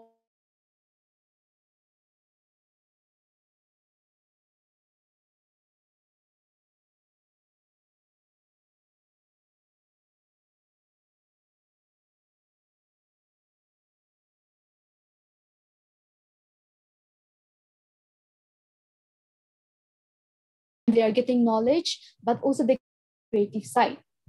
And role plays and skits on COVID-based themes. Ask children to perform small 5 to 10 minute skits during school hours, maybe perhaps at the beginning of the day, beginning of the end of the day when the classes are done. Maybe you can ask them, maybe your class is done and then you have 5 minutes or 10 minutes and you tell the children to do some role plays on themes relating to what if a person does not wear a mask? What if a person does not wash their hands? Which can be followed by a discussion. So it has to be followed by a discussion so the children can understand better. Like, for example, what is happening here? How are the various people feeling in the role play? What may they be thinking? If we had to change this scene or ending, what would we need to do? So these are some things that we can do so that children can talk with each other, have dialogues. Also, it will be reflective for them. Yeah. And then other activities to help them manage their anxiety. One is deep breathing, which I think all of us already do. So you can also go over this slide later. The next is guided imagery. So we want to do this with you. And I know a lot of you are in YouTube. So we would also like to request you to join us in YouTube also as we do this activity. This is a very simple activity, and you can do this with children, and it really helps children also. So what I would like to request you all is to close your eyes. Yeah, you can close your eyes. Yeah, so you can close your eyes as we go into this journey of imagination. So we will be going on a journey where we will be imagining some things so that we can be able to help ourselves to ease our stress.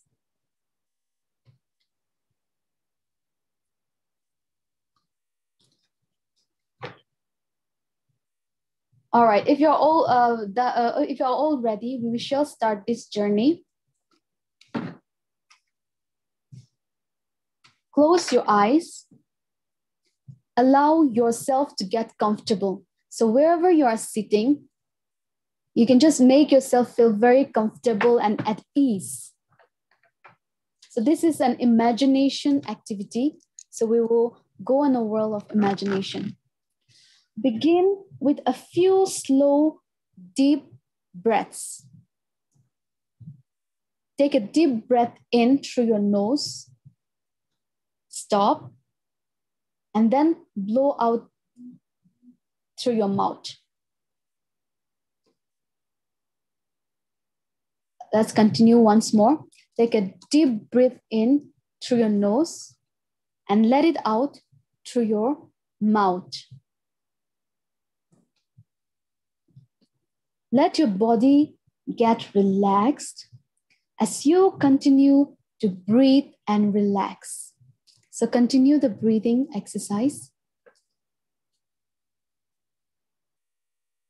Now use your imagination to picture yourself walking slowly along a path. It's a pleasant path, any kind that you wish. It's a beautiful day and you feel relaxed and happy. You can feel the warmth and energy of the sunlight on your skin. Soon, you come to a gate. You know this gate leads to a special place where you feel welcomed, safe, and comfortable. Now you can slowly push the gate open and allow yourself to enter your very own private garden. Your garden is filled with your favorite things. Whatever is pleasing to you can be found in this place. Perhaps there are flowers, trees, animals, birds, water, or even music. Look around and notice what is in your garden. See all the colors and objects that are in this place. The different fragrances of the flowers, the sound of the water going down through the stream. Notice how beautiful they are. Look at the various shapes and see how varied they are. Look at the ground. Look at the sky and see where they meet. Your garden is calm and tranquil. Everything peacefully coexists in the garden. As you are looking, become aware of how things might feel in this private place of yours. Begin to explore this place with your sense of touch. Perhaps some things are soft and warm, and others are smooth and cool. Simply spend some time exploring. Using your sense of touch as you continue to feel at peace and comfortable. Notice what the air feels like. Is it cool or is it warm? Is there a breeze or is it still? Take the time to feel the peace and serenity in this private place. As you continue to explore your garden by seeing and feeling, become aware of the sounds that you hear in your garden. The sounds in your garden are pleasing to the ear and very comforting. Perhaps it is quiet in your garden, or maybe there are a number of sounds. Some of the sounds may be very soft, while others may be louder. Relax and listen.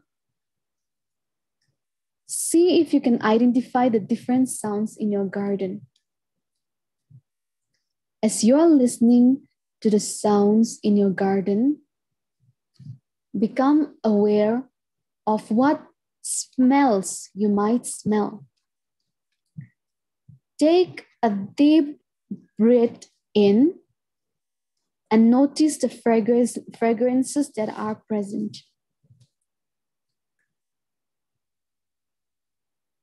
Some of them may be familiar, while others may be unfamiliar. The fragrances are pleasant and soothing. Take your time and enjoy your visit to the garden, using it in whatever way you wish. Spend the time that is necessary for you to rejuvenate and to care for yourself. When you are ready to leave, slowly walk back towards the gate of your garden. You have enjoyed your visit to the garden and felt relaxed and contented. This good feeling will remain with you throughout the evening. Push the gate open slowly and return to the path that led you to the garden. As you make your way back up the path to the here and now, remember that you can use your imagination to return to your private garden at any time you wish. Visit your garden anytime you would like to relax, to be comforted, or just to enjoy its beauty. You are now ready to resume your evening. Stretch gently and open your eyes, feeling refreshed and alert. Yeah, I hope you have all opened your eyes now. You can just rub your hands, which we always do in yoga. Yeah, and just put it in your eyes. Yeah, so I hope you're all back now. So this is, a lot of times we go through a lot of different feelings or different situations. And this guided imagery can be used as a tool for de-stressing. How do you all feel right now? I hope all of you are back. Yeah, so how do you all feel? Yeah, you can just put in the chat box.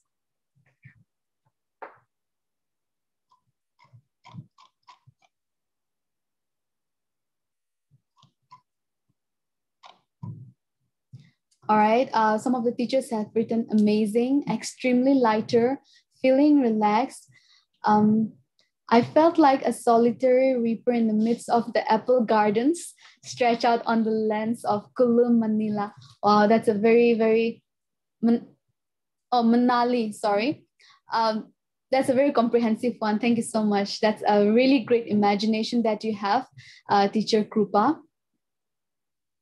A wonderful guided relaxing session, Teacher Seema, calm and centered, Teacher Sutar Ajit has written, for me, my garden is my school and the flowers are my kids, my students with different energy, different nature, always happy to welcome and to meet me. Really missing my school and my kids. Wow, that's a wonderful, wonderful thing, sir. It's wonderful to have teachers like you who really, really consider your children, your students, and who really acknowledge and see that they are very different with different energy, different nature. That's so beautiful. Very fresh. Yes, somebody said relaxed, good, refreshed, awesome. Yeah, I hope this was very helpful for you. So even with children, you can do this activity where we tell children that we'll go on a journey of imagination. We can tell them that we are going on a daydreaming journey. So this daydreaming is not for them to do it any time of the day, but we are giving this daydreaming so that they can escape from the difficult things in life sometimes, because sometimes we need that escape to feel calm and to be peaceful again.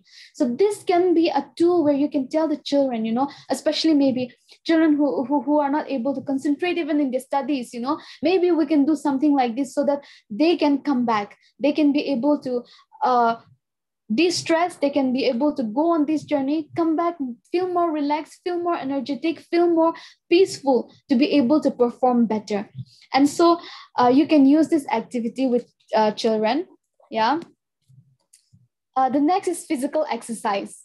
So physical exercise, a lot of teachers has shared that during the me time, you have already shared that you are doing a lot of yoga exercises to be able to, help yourself during these difficult times. So we can do some few exercises for children also. Free movement, play fast and lively music and ask children to dance or move in any way that they choose. And continuing the activity for about 5 to 6 minutes, allowing them to vent their energy. So this is a very helpful way for them to vent out, to be able to take out all the stress that they have, maybe even aggression, even anger, these are things that can help them vent out, put their energy into good use, animate, to choose a playground or open space, ask children to name different kinds of animals and birds, write on 2 different slips of paper the names of each animal. For example, a lion on 2 different slips. Similarly, all the types of animals and birds on 2 slips each. Now shuffle the slips and ask children to pick 1 slip each. Tell children not to share which animal name they received. And then children will now move around performing activities that the animal, they have got on their slip does. And then it can be in the form of a sound, in the form of a way of walking, in the form of running, eating, etc. And that's how children can play and find your own animals also. So this is a very, very great way of helping children. So you can use all of these activities. Apart from this, we have a lot of materials that is in our website, especially activity books that we have in our websites. So you can use all of those activities. So Orient BlackSwan, they are already sharing our, they'll be sharing our links to you. So you can use that links, you can access our website, you can download all the materials and resources that are there. And then you can use all of these activity books and manuals for children so that you can use it in your classes, so that children can be occupied, not just studying, but then you can also bring in creative ways to be able to help them to enjoy school more. So this is a very great way. Yeah, our session has is coming to an end. This is the last one. This is called melting ice cream, where you can play with the children this game where they melt like ice cream. So the instructions are all there, so you can always look at it and you can always play this game. So here what we do is it's all about body movement. So you have to ask a child, I'd ask children, do you know how ice cream melts? And children knows that so well, how ice cream melts, because when they eat ice cream, it melts. So they know it so well. So you can ask them how it melts, and then you can demonstrate it. So slowly, you show to them how ice cream melts. And then in that way, they can play this game, they can have fun. Also, they can distress themselves. So this is the end of our session for today. And we hope and we believe that it has been helpful for you. We're very thankful to all the teachers who have consistently been with us throughout the chats. Also, all the teachers in YouTube who has been there with us, who has been there doing the activities. We can see all the chats that are coming in YouTube also. But because of the constraint in time, we are not able to read it, each and every one of it. But we're really thankful. Now we will have our question and answer hour.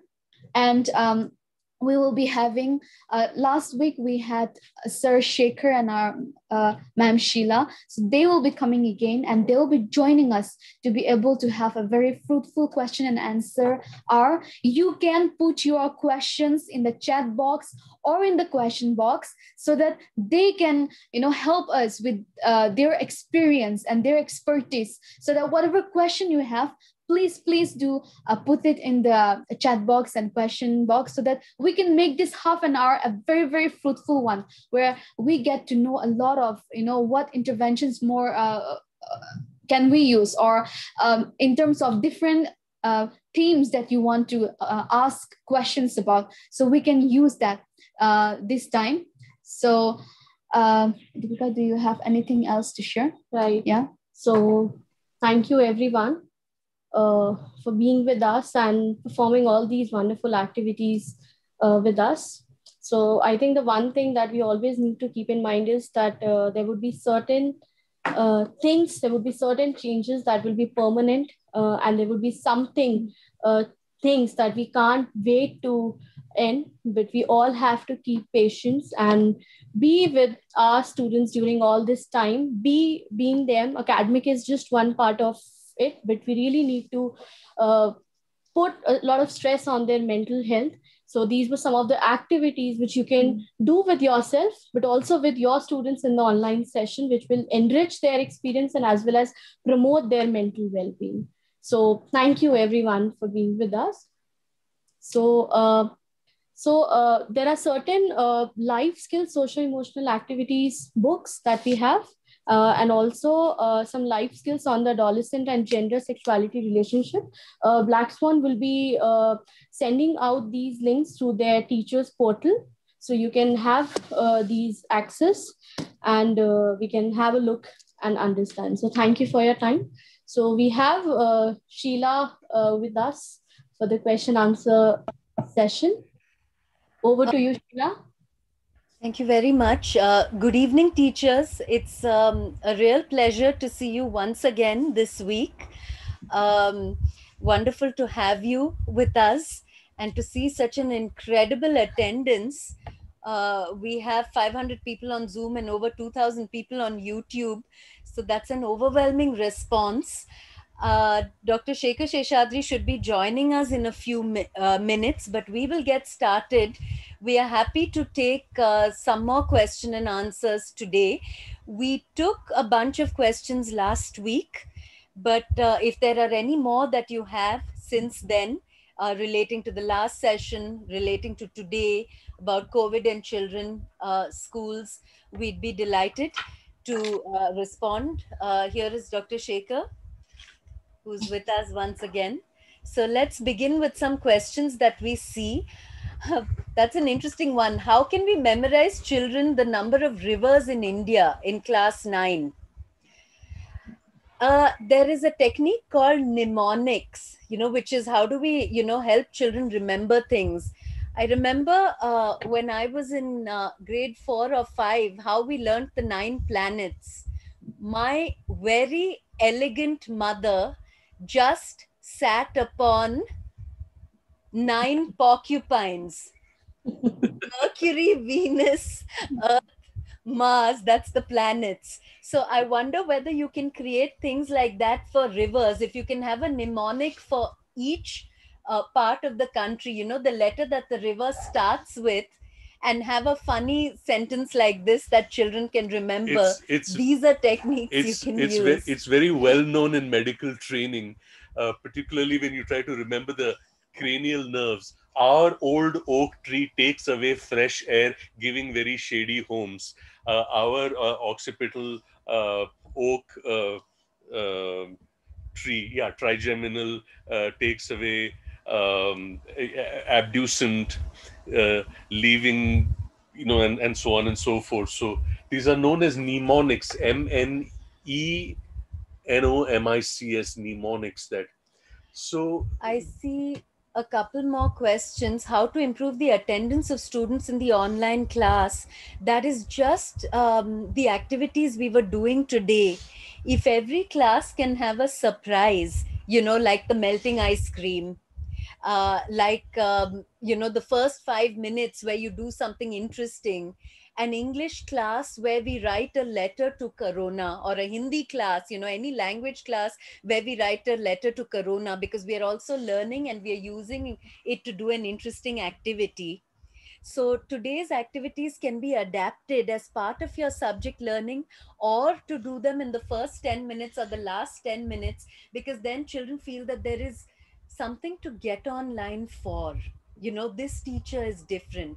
Something fun always happens on this online class. Dear Corona, tumse pyar nahi hai. Right. How can we overcome the stress we are facing because of the news channels? Friends, the only way is to shut off. And some of the things that Deepika, June and Pragya discussed with you today to do with daily routine is precisely that. We cannot spend all day looking at our gadgets and keeping up with the news.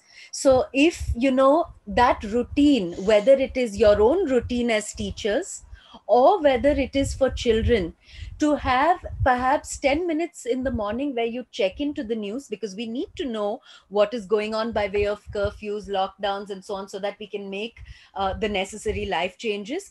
And maybe 10-15 minutes in the night to see what is happening again, to touch base with the news, but not to follow it constantly on and on.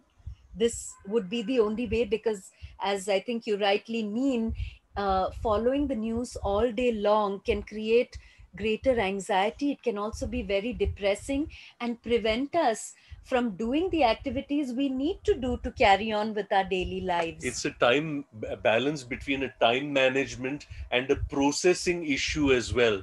How do you help children actually process what they hear or what other people tell them, to give them a balanced thing that, there are lots of opinions, but, as long as we carry out some of the basic principles that have been taught to us about, particularly in the time of COVID, that, when you use, generally, how we practice hygiene in any case, COVID notwithstanding. So there are some basic principles that you follow. Keep it simple and keep it elegant. About COVID affected students, and many students have lost their interest. How do we help them regain motivation? Again, this could be a simple exercise that is done using some of the techniques we have taught you, such as close your eyes and imagine 5 years from now, where do you see yourself? My dream, my aspiration. Because we are living in times where all of us, and children in particular, because of the many stresses we experience, need a reminder about things we dreamt of, plans we made, things we wanted to be, because everything looks pretty tough now. And to say that, 5 years from now, things may be different. 2 years from now, they will be different. So to do some of these envisioning exercises and have children share, it's a great exercise to do in the first 10 minutes of your online class. What do you want to be? Do you remember what you want to be when you grow up, or 5 years from now? And then connect it to what we are doing today and say, part of what we are doing today is to help you to achieve that dream 5 years from now. It's called a future search conference. Interestingly, the corporate and profit-making agencies know this. 10 years from now, if you wanted to double your profits, what should you be doing 8 years from now, 5 years from now, 1 year from now, 6 months from now, tomorrow? And this future search conference, to really envisage and imagine a time 10 years from now and then work backwards towards that, is a fantastic aspirational activity that one can experiment and very creatively with. Major challenge is to make students keep the cameras on. What should be done to ensure that they come on screen?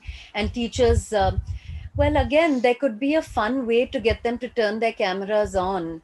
Have them do some face painting, maybe, and come on screen with an interesting face that you want to show everybody. It could be funny, it could have an expression. Perhaps they could even make a mask. You can tell them that in the previous session and instruct them and say, I'd like everyone to wear an emotion or be an animal, and to make a simple mask, not more than 15 minutes needed. Wear it because everyone wants to see it next time. So there could be ways like this to motivate children and keep things light in times that are very stressful and difficult.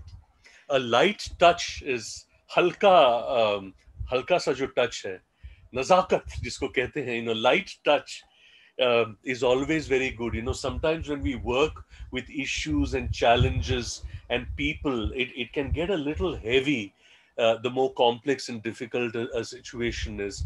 And if we have a framework with which we actually approach a problem, a context, a challenge, but use a light touch, it makes it that much more holding and comfortable for a child in the kind of interactions that you're having with the child. Somebody mentions that students who are going to appear for the exams test COVID positive, etc. You now have the Anni and Addu story. Yep.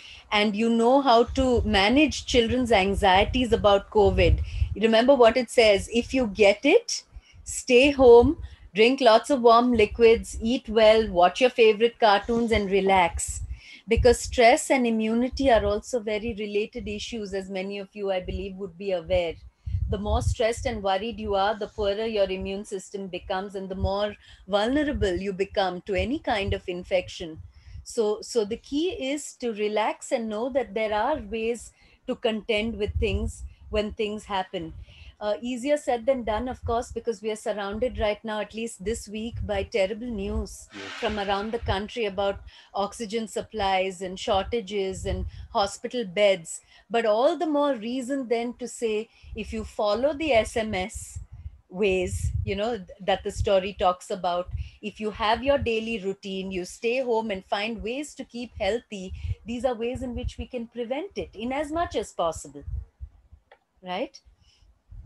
How to manage time with the syllabus. If every day time is spent on an activity, we are not suggesting that you spend 2 hours on an activity, but we are just saying spend the first 5 minutes and take 5 or 6 responses, and the last 5-10 minutes of the class, because it'll be worth your while. In any kind of pedagogy for these activities, as Sheila points out, this whole issue of anticipation, and even if it is 5 minutes, if you create a memory around it, which people will remember 5 years, 10 years from now, कि ये मुझे याद है, वो 5 minute ही करते थे, लेकिन it was our motto, or it was a song that we coined during these times, that it became the symbol of this time that we spent together, and we wrote the words and we gave it the tune. So it creates a sense of community and of social cohesion. It creates a memory. It also creates a holding environment and a scaffolding for kids to put a hook on. And as Sheila points out, it need not take an inordinate amount of time. Even if you do it as for 5 or 10 minutes, it is meaningful, and it is engaging, and it is reassuring and relaxing. How can we deal with students who leave the meeting when they're called? In fact, there are students who've never spoken for the whole year. How do we help such students? We have a couple of different responses to this. One is the students are there, but they don't speak, in which case these 5-minute, 10-minute activities can be really helpful. The idea is not, dear teachers, to harass and harangue them and say, you have to speak, but to just call out and say, why don't you tell us, one good thing that has happened in the last week, or one fun thing that you have done. So it doesn't, if you call upon them to speak at length, it may be difficult, but even to say, one sentence and to be gently encouraging. The other response we have is, if they are not appearing in your online sessions at all, you may have to do more than this. You may have to give them a call and set up a meeting with them to ask what is happening, because we don't know what is happening in children's homes. You remember last week you did the activity on children's emotions and behaviors. So do recall that. Why does a child not come to the online session at all? Is something happening at home? Are there serious seriously difficult and stressful issues? Is there no connectivity? Are parents fighting? Is the situation impossible for the child to focus on the class? Is the child overwhelmed with anxiety? Has this child got into a sort of depression because he or she has lost a family member? Some of you mentioned loss last week. So we really need to then do a deeper level of conversation with such children to find out, because you teachers are our frontline workers where children are concerned. You are the first to know that something is not right with the child. And now more than ever before, it is important to play that role. What is the risk that this particular child is being exposed to? If you find out, perhaps you can assist that child or link that child to psychological assistance. Sheila, there's a very important issue in the context of the term loss that you used, which has actually come up, that how do you work with or comfort a child who has suffered the loss of a parent in this terrible pandemic that we are in the midst of? That, and dear teachers, loss and grief is something that SAMVAD has worked extensively on. And in fact, if you look at the resources that we gave you last time, which is the website www.nimhanschildproject.in, and if you go to the section on training, and there are 3 modules, one of which is on working with loss and grief. You will find simple ways of working with children, and we put it on chat. But Sheila, some thoughts from you on how do you comfort a child who has, and mind you, it depends on the age. Are we talking about a 6-year-old? Are we talking about a 9-year-old? Are we talking about a 14-year-old? So age makes a lot of difference about how children actually experience and conceptualize loss. And is it a sudden loss?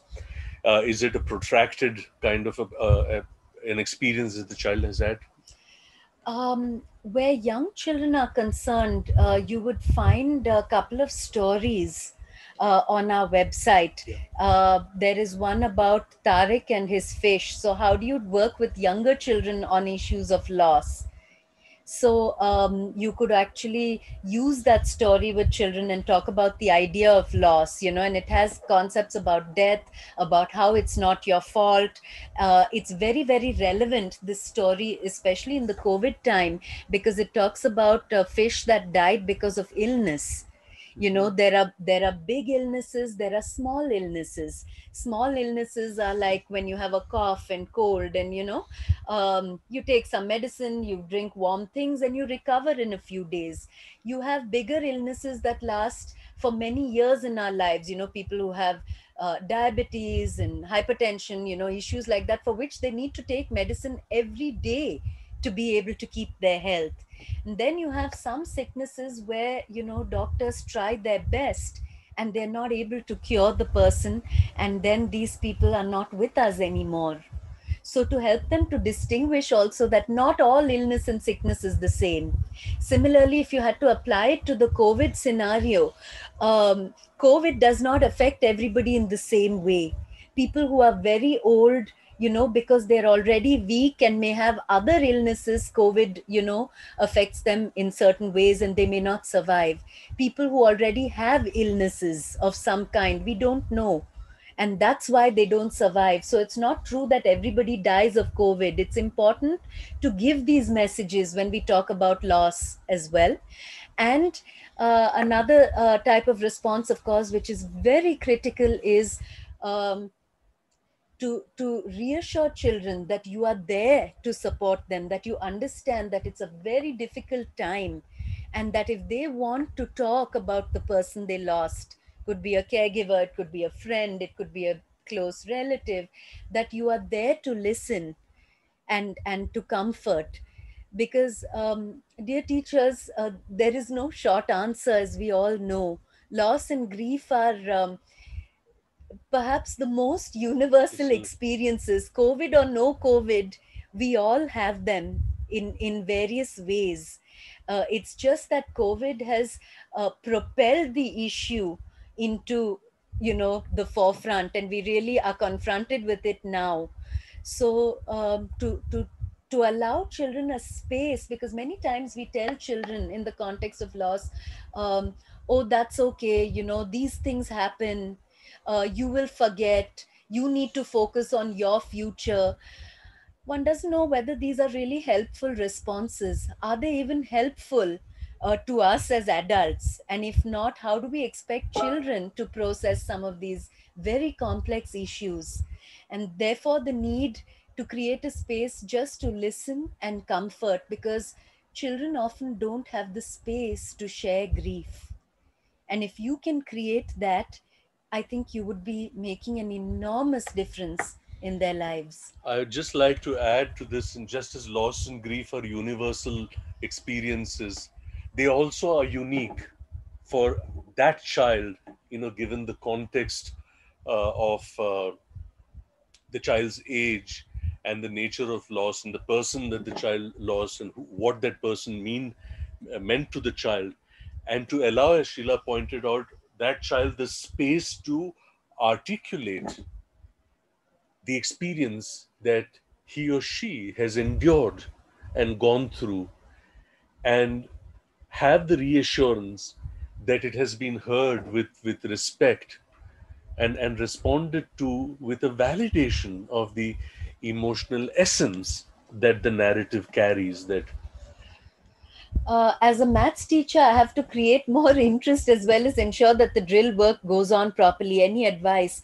Manohar sir, if you are teaching older children, especially high school kids, you may want to use the COVID numbers and data to teach a lot of mathematics.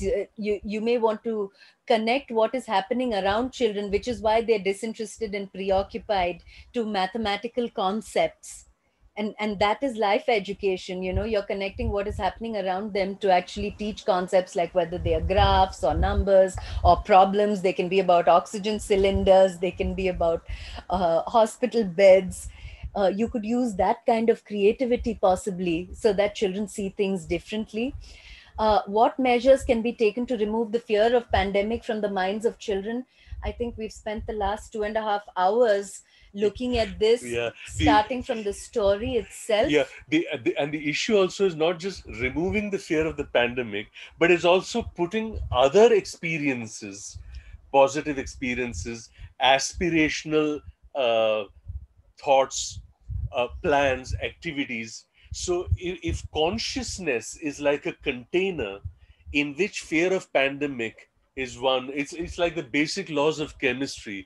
If a molecule of gas is put in a fixed container, it expands to fill the place. But if you put other chemicals, then the relative space that it occupies becomes less. So yes, there are methods to remove the fear of pandemic, but you also reduce the space that the fear occupies in consciousness by putting other experiences, other thoughts, other creative aspirations into the reservoir of children's consciousness to then balance the kind of fear that the pandemic actually causes. More than anything else, dear teachers, one of the important concepts that we've been speaking about is called intolerance of uncertainty. And this fear is actually related to an intolerance of uncertainty. And it's interesting that if you ask any human being, how far into the future have you predicted your life? And, and someone may say, I have made plans for 10 years, or I have made plans for the next 1 year because, my graduation is over and I've already registered for this online course. But if you ask this question to a stockbroker, he will say 2 seconds, because my life can come crumbling if I make a bad investment. So it is this fear of intolerance of uncertainty that really structures the kind of fear that we have, because the truth is that no one really knows how the pandemic is going to really pan out. So that's how you really handle the kind of fear of uncertainty that and fear that children have. Okay. Also, I wanted to add, it's not just about removing the fear or anxiety, it is about addressing fears and anxieties. And that has been the emphasis of a considerable part of today's work, especially the COVID story. We all fear and feel anxious about what we do not know, what we cannot predict. And therefore, when we are given factual information in ways that are reassuring, that's when we feel reassured. Children are not different from adults. So it's the fear of the unknown. That's why we wrote that story to explain COVID to children, so that the information is provided in simple, creative, and non-threatening ways to help them understand the pandemic. That's one key way to reduce anxiety. As I'm sure Deepika and Pragya and June mentioned earlier, children are always hearing bits and pieces of adult conversations, and therein lies the danger. So they put 2 and 2 together, not always to make 4. 22. So they make, to make 22. And then, their internalizations are not accurate. And that is what serves as a source of anxiety, when they understand things incorrectly and then start to worry about them. So it's important to set the facts straight and give them information. All right. Somebody put a question about how do we deal with challenging students online. Dealing with challenging students is very challenging, both online and offline. And the answer is very similar to what we said earlier. I don't know what the challenges are, but if you see behavior problems, if you see inattentiveness, you see aggressive behavior, perhaps, it's time to have a separate conversation. Not all discussions can be addressed in the online classroom, just like not all discussions can be addressed in the in-person classroom. You may have to call for a parents' meeting on the phone or online to discuss what is going on at home with the child. Because now from the whole inner voice framework that we discussed last week, that every behavior, every challenging behavior particularly, has behind it an emotion. And behind every emotion, there is the inner voice of the child, how the child thinks and understands things. Where does that come from? That comes from a difficult experience which occurs in a certain context. So if you apply that framework and you contact the parents and the child to say, these are my observations, what is really happening at home or with the child. You may need an interview with the child and with the parents, same as you would do when you were in school, right? Just like you teachers call parents to say, the child isn't doing well or is something going on, same way. ये ढांचा जो है बहुत महत्वपूर्ण है. ये हमारा मंत्र अगर हो जाए, संदर्भ, अनुभव, अंतर्ध्वनि, भावना और व्यवहार. हर व्यवहार के पीछे एक भावना है, हर भावना के पीछे एक अंतर्ध्वनि, हर अंतर्ध्वनि के पीछे एक अनुभव, और हर अनुभव के पीछे एक संदर्भ. संदर्भ, अनुभव, अंतर्ध्वनि, भावना और व्यवहार, इस मंत्र को हम हमेशा दोहराते रहें, तो हमारी प्रतिक्रिया जो हमारे छात्र के प्रति होगी, किसी भी संदर्भ में, चाहे वो चैलेंजिंग स्टूडेंट्स हो, it's a framework that always using the lens of frameworks makes it easy for us to kind of generate responses which are proactive and leading to. There's another very interesting and pertinent question that Vaishali ma'am puts. In the next academic year, some children may have acquired necessary competency levels. What can be done for those who are not prepared at all due to many reasons? Ma'am, I think you have really hit the nail on the head. And this is the concern as far as education is concerned. What happens, when children have not learned adequately? I think one of the things is when the new year comes and we don't know what the new year will bring, whether it's going to be another year of online education, because that's how it appears currently with the second wave of COVID. That's where we are headed. One is to do some systematic assessments on where the child is, what the child has achieved or not been able to achieve academically. For younger children, it may have to do with reading and writing skills, for example.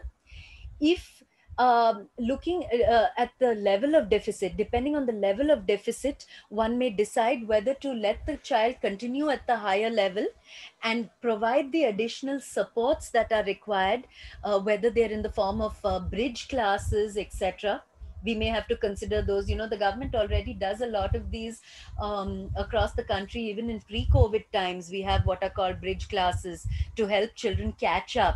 Children who are understimulated, children who have joined school at a late age, and so on. But if the learning is at a very rudimentary level, then the bridge classes may also not be appropriate. In that case, it may be wiser to leave the child in the lower level, the lower class, to continue until certain skills are acquired. Having said that, as usual, the remarkable participation on Q&A on the Zoom chat, as well as on the chat on YouTube, I think would be very encouraging, both for Orient BlackSwan and for June, Deepika, and Pragya, who have put together these two sessions for you.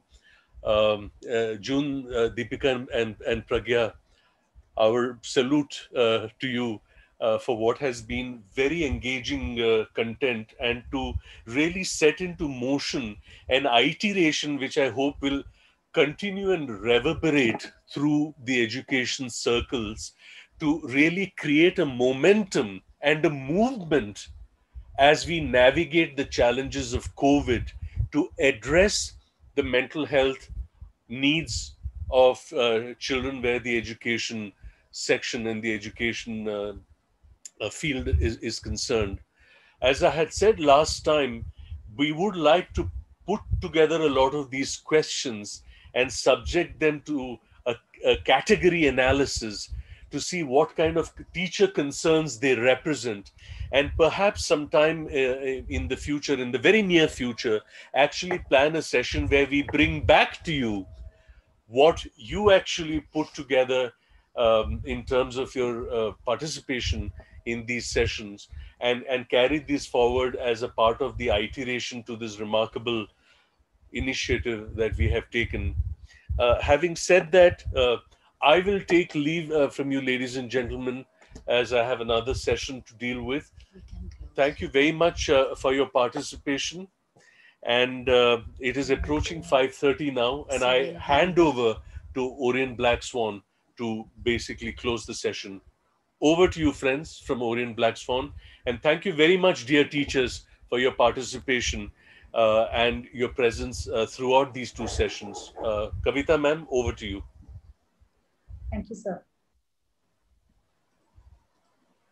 Thank you, Team SAMVAD, for coming forward to help our teachers in these days of uncertainties. The webinar will definitely help our teachers to balance the challenges of teaching online on the one hand, and on the other, maintaining their own and the children's mental well-being. I would also like to thank everyone for participating in today's webinar. We'd love to hear from you. please do share your feedback with us. Good day from all of us at Orient BlackSwan. Thank you very much and good evening. Thank you, everyone. Thank you, everyone. Stay safe. Take care.